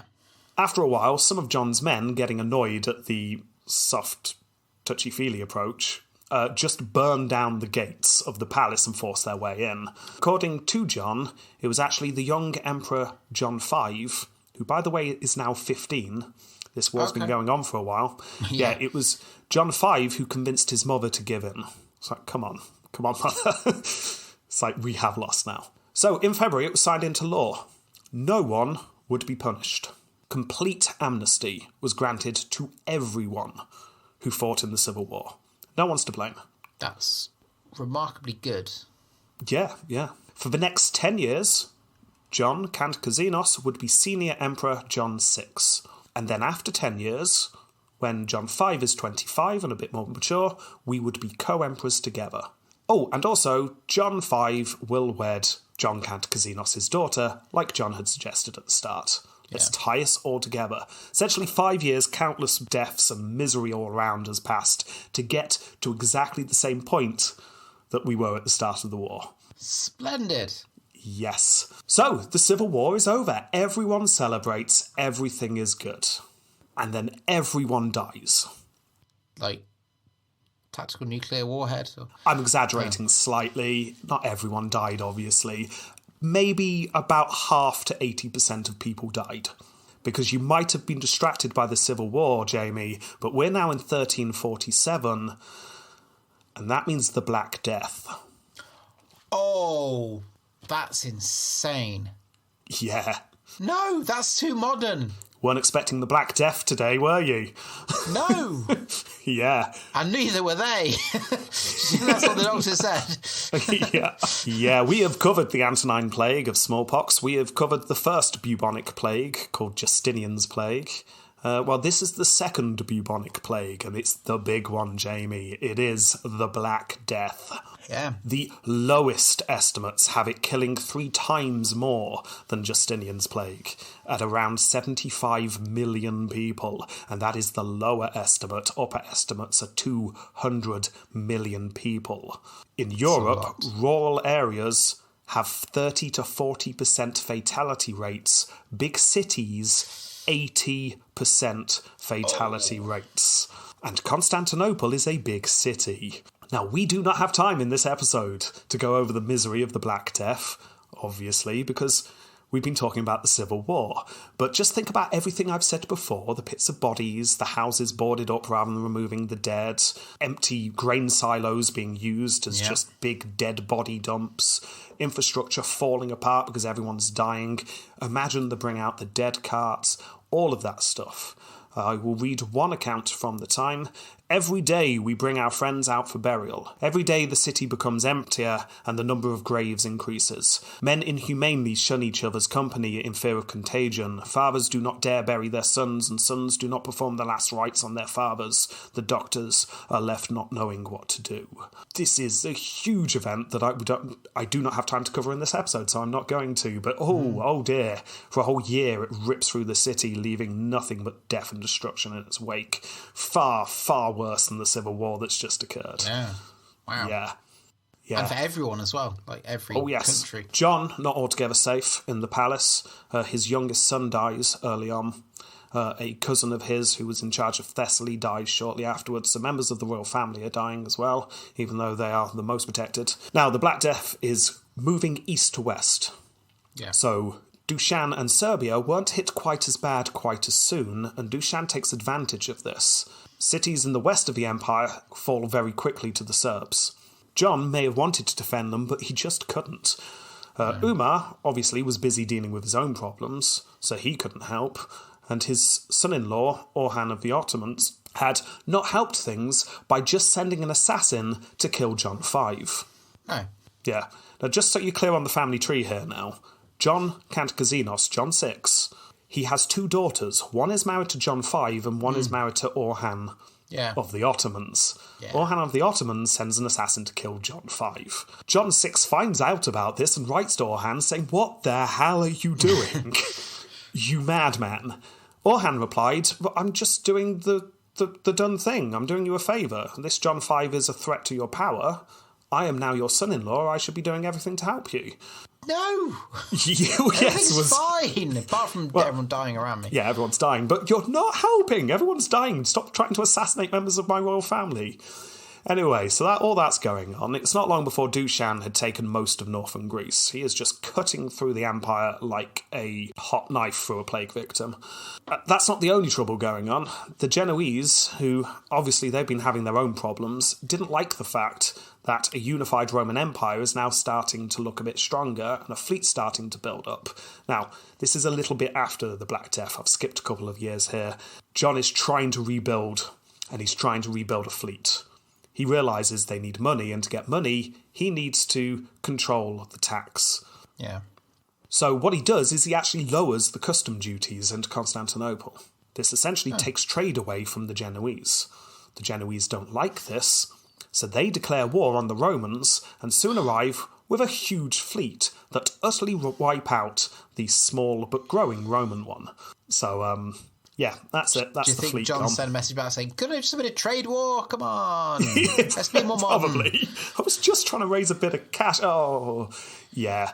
So just like that, the Empire lost any gains they were making on the ocean. And for a while there, Apikaukos, for all his faults, had actually built up the navy quite well. Yeah. It's starting to look quite good. But yeah, that's gone. Anyway, after the Genoese destroy the Roman fleet, they surrender. Hey. Yeah.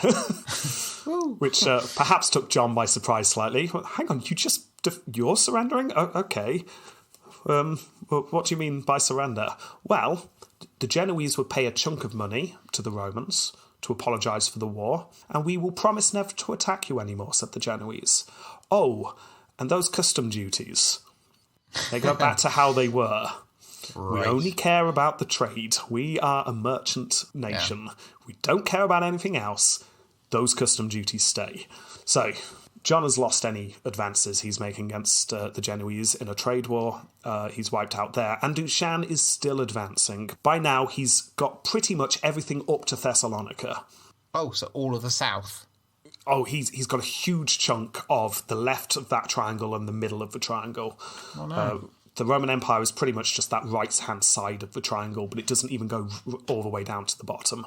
And he's almost taken Thessalonica. Now remember, Thessalonica still being controlled by those zealots.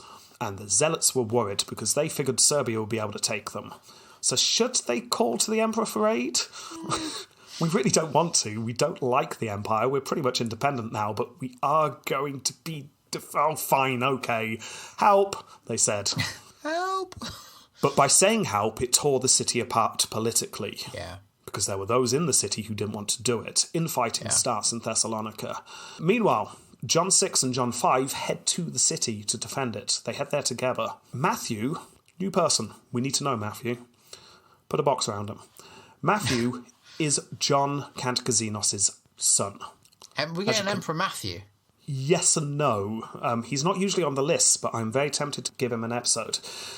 So Matthew is John's son, and as you can imagine, being the son, you'd think you'd be the heir, wouldn't you? But obviously the way things are, John 5 is the co-emperor. There's no talk of heirs.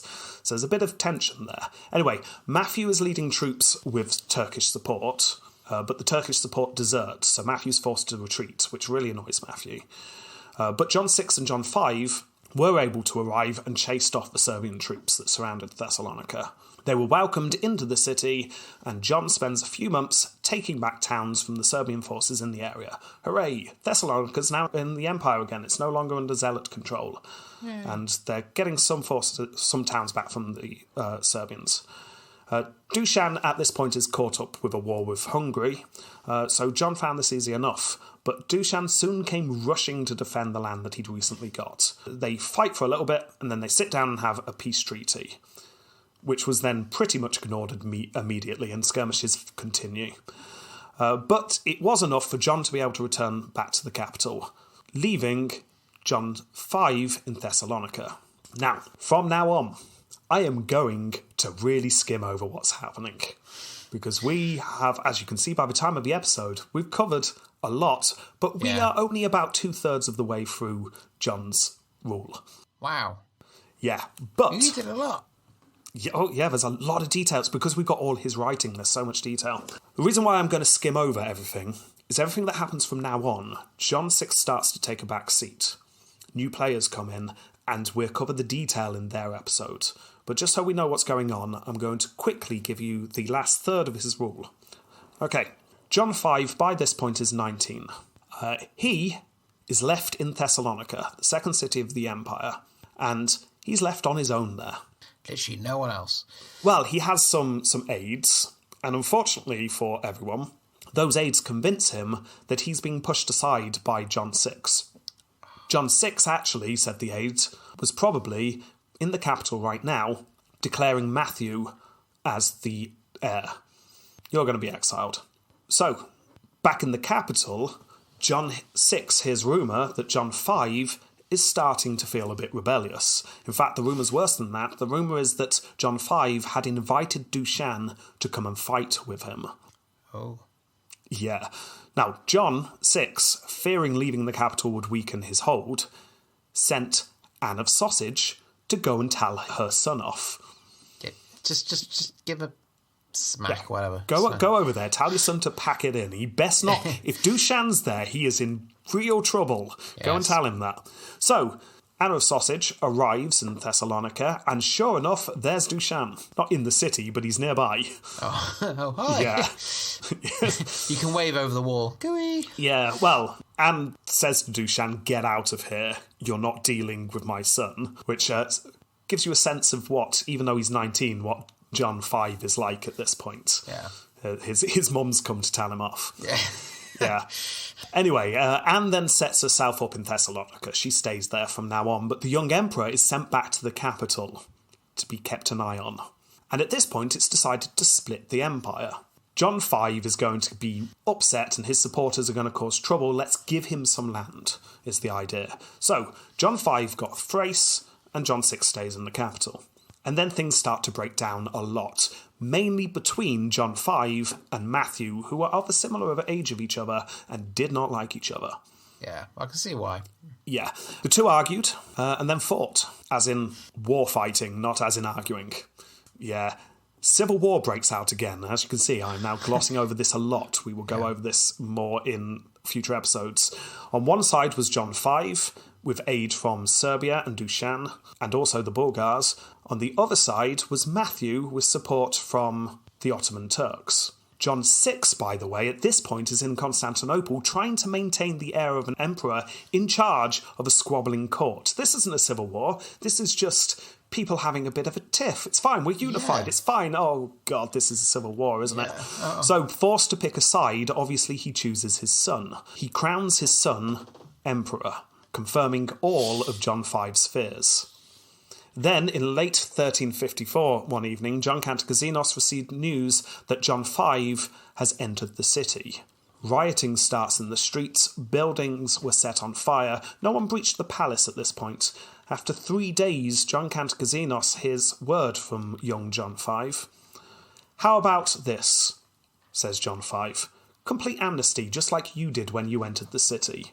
We will go on as joint emperors, me and you, and your son can be Emperor of Adrianople." How about that? He can be Emperor of the city down the road until his death, and then Adrianople comes back into the Roman Empire.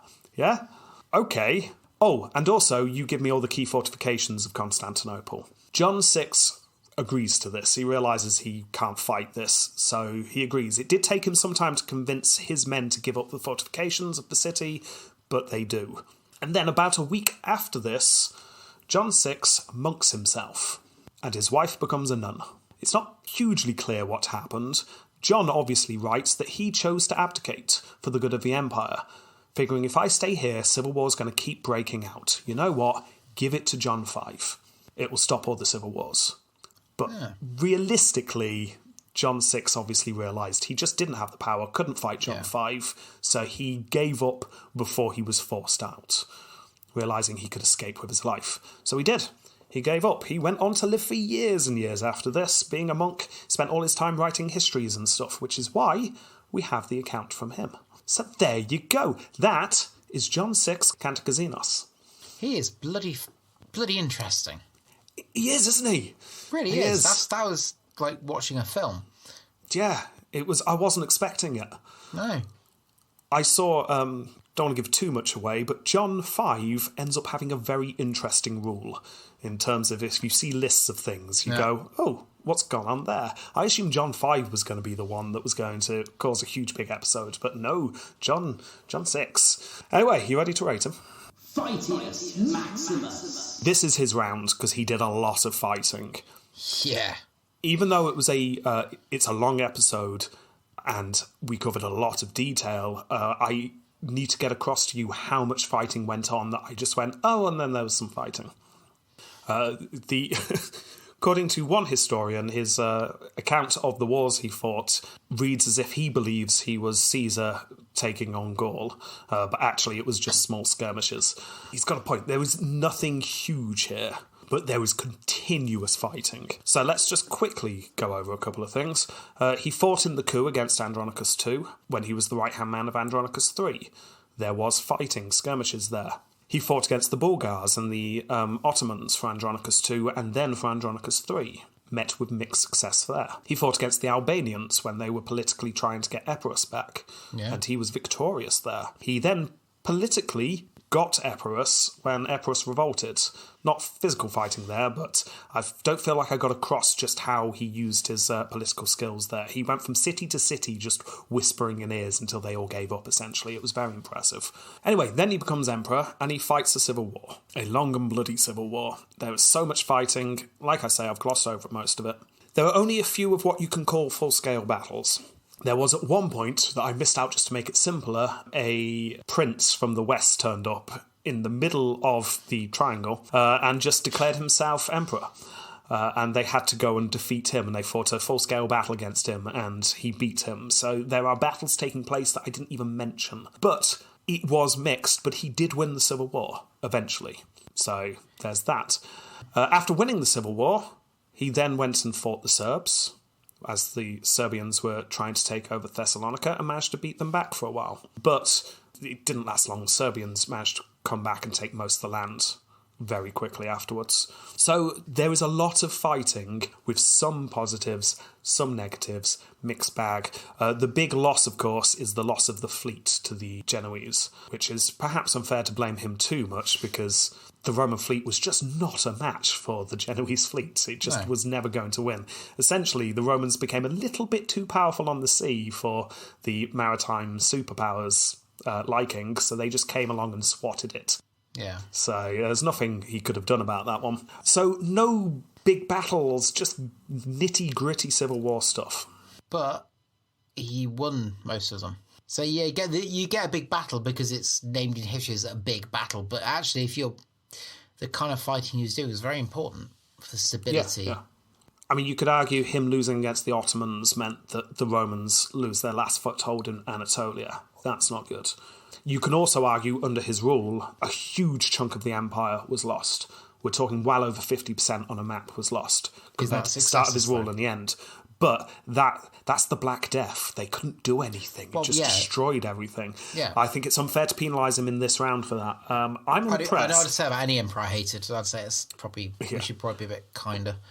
I can't go to the really high marks because there's no amazing personal stories and there's no big events. But he's getting a high marks for winning a civil war and winning... No, he essentially won 2 civil wars. Yeah, one fighting for Andronicus too, and one fighting for himself. So winning 2 civil wars is impressive. I'm giving him 7. Do you know what? My first number I put was 8. You want to go for 8? Yeah, do you know what? I'm going to go for 8. Okay, you go for 8. I think I can justify that. Okay. That's 15. Approvium Crazium. Considering how much we got on him, we have remarkably little in this area. He seems like a very sane man. Now, perhaps maybe this is because of what we have on him is mostly written by him. He's hardly going to have written, and then I plucked his eyes out, ha ha ha ha. I don't know, maybe you would. But I mean, he comes across as very sensible. Did he write The Omen? Not the book or the film. The type. No. As far as I'm aware, I think that came from Gregorus. I'd have to double check. But no, I don't think that came from him. Were you going to give him points if he'd written The Omen? Yeah, but no. Yeah, okay. Let's face it, this tale is full of him giving pardons and amnesties.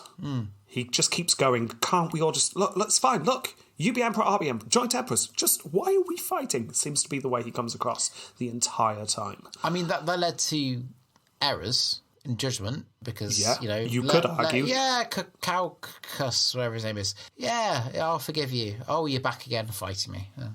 Yeah, exactly. But it's certainly not worthy of points here. Certainly not. The only way he can pick up points, as far as I'm concerned, there's no Crazium, but Opprobrium, he did play a major part in a coup against an emperor, and then he did, when he was down to 500 men rather than stepping aside, he did start a civil war. Well, it takes 2 to tango, but he was part of the Civil War. He could have stepped aside and saved a Civil War that, by the end of it, nothing had changed. So you can argue that he deserves some points there. I'm going to give him 1. Yeah, that's just not much. I'll give him 1 token point as well. Success Ultimus. Okay, we have a surprising amount of detail about his policies and stuff, because obviously he writes things for himself. But because this is a long episode, we are just going to boil it down to the brass tacks. I didn't even consider he'd have time for policies. Oh, well, don't forget, I really skimmed over his last few years because I'm going to cover it in future episodes. I just did the highlights. It's the only way to get the story across effectively. But he tries his hardest. After the Civil War, he tries his hardest to implement changes in the tax to build up the fleet and become... Essentially, he tries to start to turn Rome into a maritime power so he doesn't have to rely on Genoa and Venice. It doesn't work. No. because A, those two were maritime superpowers by this point, and they just swatted him. And 2, the Black Death. Yes. Cannot state how big the Black Death is. Yeah. It was absolutely huge. Essentially, he fought and fought and fought and was finally put in charge. And then literally, within months of him winning the Civil War, Black Death tore through the Empire. Everything's in ruins afterwards. So he tries his hardest to implement things, but nothing is working. He seems like, in better times, he could have been a good ruler. But Yeah. Without a if doubt. we are taking broad strokes, his attempts to stabilise the Empire don't work, because under him, his co-emperor and his son start a new civil war, the third in decades. The attempts to change the tax laws fail because it is just squashed. There are lots of cases of him changing land laws and stuff, things that we don't usually get the detail of. And it seems slightly unfair to award him points because suddenly we've got detail. If we look at this broad picture stuff like we usually do, he was not able to save the Empire. The Empire is worse off now than it was when he started. And it's such a shame because he had so much potential. Yeah, you get the feeling he was a potentially good emperor. Very good emperor. The tides of history were really against him. He took over a very weak empire, then fought a civil war, then the Black Death. Yep. So because of that, I really can't give him a huge amount. No. I'm not going into the low figures because he didn't actively make things... civil war... I'm going to give him... I'm giving him 3. I was going for 4, but you said 3. Yeah. That sounds more... No, you go for 4 if you want 4. I'm going to go for 4. Screw it. Let's give him all the help we can. That's 7 for successes, which is unfortunate. It really is, yeah. Because I like the guy. Yes. Yeah. I've come out of this episode really liking him and respecting him. But it's just not working for him, is it? No. Maybe he looks damn good. Image of face. We have a really cool image here. I love this. Because this is an image of him, which I believe is contemporary. It certainly looks contemporary. I'll be surprised if it's not. And it's 2 of him. He's there twice. Oh, his beard. It's him twice. On the left is him as emperor. On the right is him as a historian monk. Because remember what I said? He lived for years after he abdicated the throne. Yeah. He abdicated the throne in 1354 and he died in 1383. He had a good 30 years of just sort of hanging about, writing histories and being a monk. Yeah. So we get 2 pictures of him. On the left-hand side, he's got his big beard and he's got all the regalia of an emperor. On the right-hand side, he's got a true forked beard and he's doing a little camp wave and he's holding some history that he has written. I really like it. As an image, it is new, it's interesting to have 2 of the same person in 2 different roles. Just for originality, he is getting some bonus points here. Oh, if you want to see the image and you're listening, go onto his Wikipedia page. It's the second image on his Wikipedia page. As an image, I really like it. I'm going 8. I like it. I was thinking 8. That's good. Yeah, that's good. We'll both go 8. So that's 4 in total. That's 4 for Image Facius. Temple completed. Right, believe it or not, he's not going to get much points for reign. We've talked a lot. He does a lot. But I'm going to count his reign as from 1347, when he was first declared emperor, to 1354, when he abdicated. So, that is 4, 5, 6, 7. That is 7 years. And 7 divided by 8, as we all know. 0.88 in this round. That gives him a score of a mere 28.88. He'd have hoped for more. I think he deserved more. Does he? What he went through. Yeah, but this is yet a case of source bias, though, isn't it? We have a lot of information on him, so we can go into the details. And that was a fascinating civil war. I love the ebb and flow. The story of it was really interesting. So I like the... I just like the Emperor because he was part of a good story. But just imagine for a moment that we didn't have the sources. I would have summed up that entire civil war by just saying... He fought a civil war and won. So, I mean, yeah. Which really does lead us to a question that is debatable. Do they have a certain je ne sais? His heart was in the right place. He won 2 civil wars. Did win 2 civil wars. That's impressive. Winning 1 is impressive. Winning 2 is spectacular. You could argue, though, that he lost the 3rd, because the 3rd Civil War is more between his son and John V, but he is definitely involved, possibly more so than I've implied in this episode, because I'm saving it for future episodes. So 2 out of 3 is not bad, though. The fact that if you see 3 civil wars, he had to deal with the Black Death, and he lost things because of that. But again, everyone did in Europe at the time. The Empire was worse than when he started. Again, Black Death would have been a massive part of that. Yeah, he is the emperor who turns up if you look in articles about the Black Death. Obviously, Constantinople, one of the most important cities in Europe at the time. Yeah. Who's the emperor, and he lost his son to the Black Death. So, I mean, he's always mentioned when you look up Black Death. I'm really torn here. I really enjoyed researching this one. I enjoyed telling the story of that civil war. I enjoy this episode. But does he deserve Gene Caesar? I'm going to get a coin. You're absolutely right. Jupiter, quite frankly, has been slacking. He has not made a decision for us for a very long time. I know deep down he doesn't deserve it, but I just like him. So, right, I've got a coin. Okay. So, face, he gets it. Bad face, he doesn't get it. Bad face, he doesn't. I'm assuming you could not find the Totalis ranking of the coin. No, I'm pretty sure it's in that drawer. I need to look for that. Fair enough. That's okay. We'll pretend this one is. It's an audio podcast. No one need ever know. Yeah. Okay, right. Okay, face he gets it. Distorted face he doesn't. And it is, using the power of the internet video. I saw it before it fell. He had it. Yes, he did have it. He got that it. is a yes to Gene Caesar. Poppers. Oh, do you remember when we used to do that? I can get my kazoo out. Go on then, give him a blast of the kazoo. Kazoo? That's what they're called now.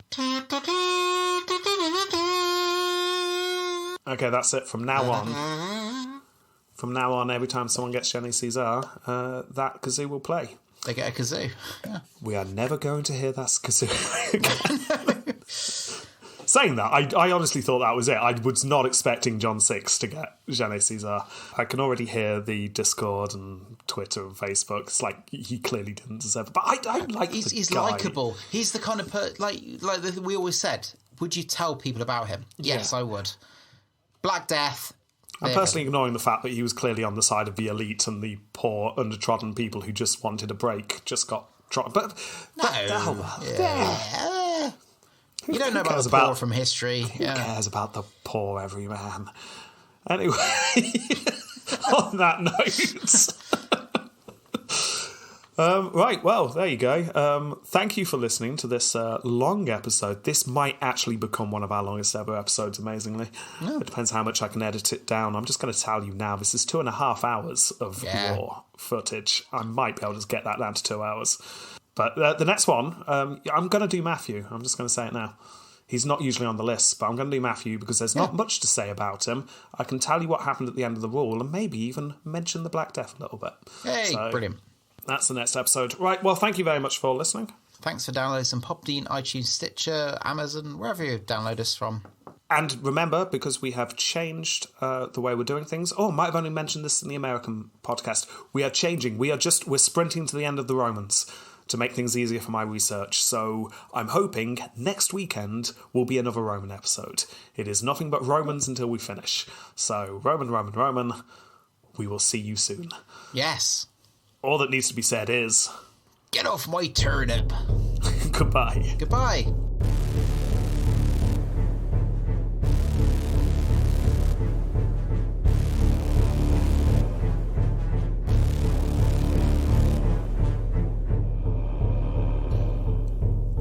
Well, Sebastian, it is very well done, the poster. Thank you. Apocaukos will be very pleased. It certainly gets the message across, but is it a tad rude? No, of course not. I think it reflects the modern day current situation. I mean, look at it. I mean, it's got watercolour on the outside. It's got the block print writing on the front. The artistic direction is fantastic. I'm not arguing about artistic direction. Good. It's the wording. Don't be a... I'm not sure I can even say that last word. But that's his surname. That's how he's known. Yes, but we all know what you're trying to say, and I think it's a tad... Should I bleep that out? Should I censor it right now? I'm not sure, because it really sounds quite rude. No, you can't bleep out Kant. But it sounds a bit like... But it's not saying... It's saying Kant. Kant is his name. It is not his name. Well, I'm just slightly worried that some sensitive people around Constantinople might see this and... It's the wrong message. We are, after all, the family face of propaganda here at Propaganda Inc. Well, that is true, but I think the message is important because it's his name, and it is how he'll go down in history. This slogan will go down in history. Don't be a... Okay, fine, we'll have it. Don't be a Kant. Okay, and this second poster. Stick this up your... No!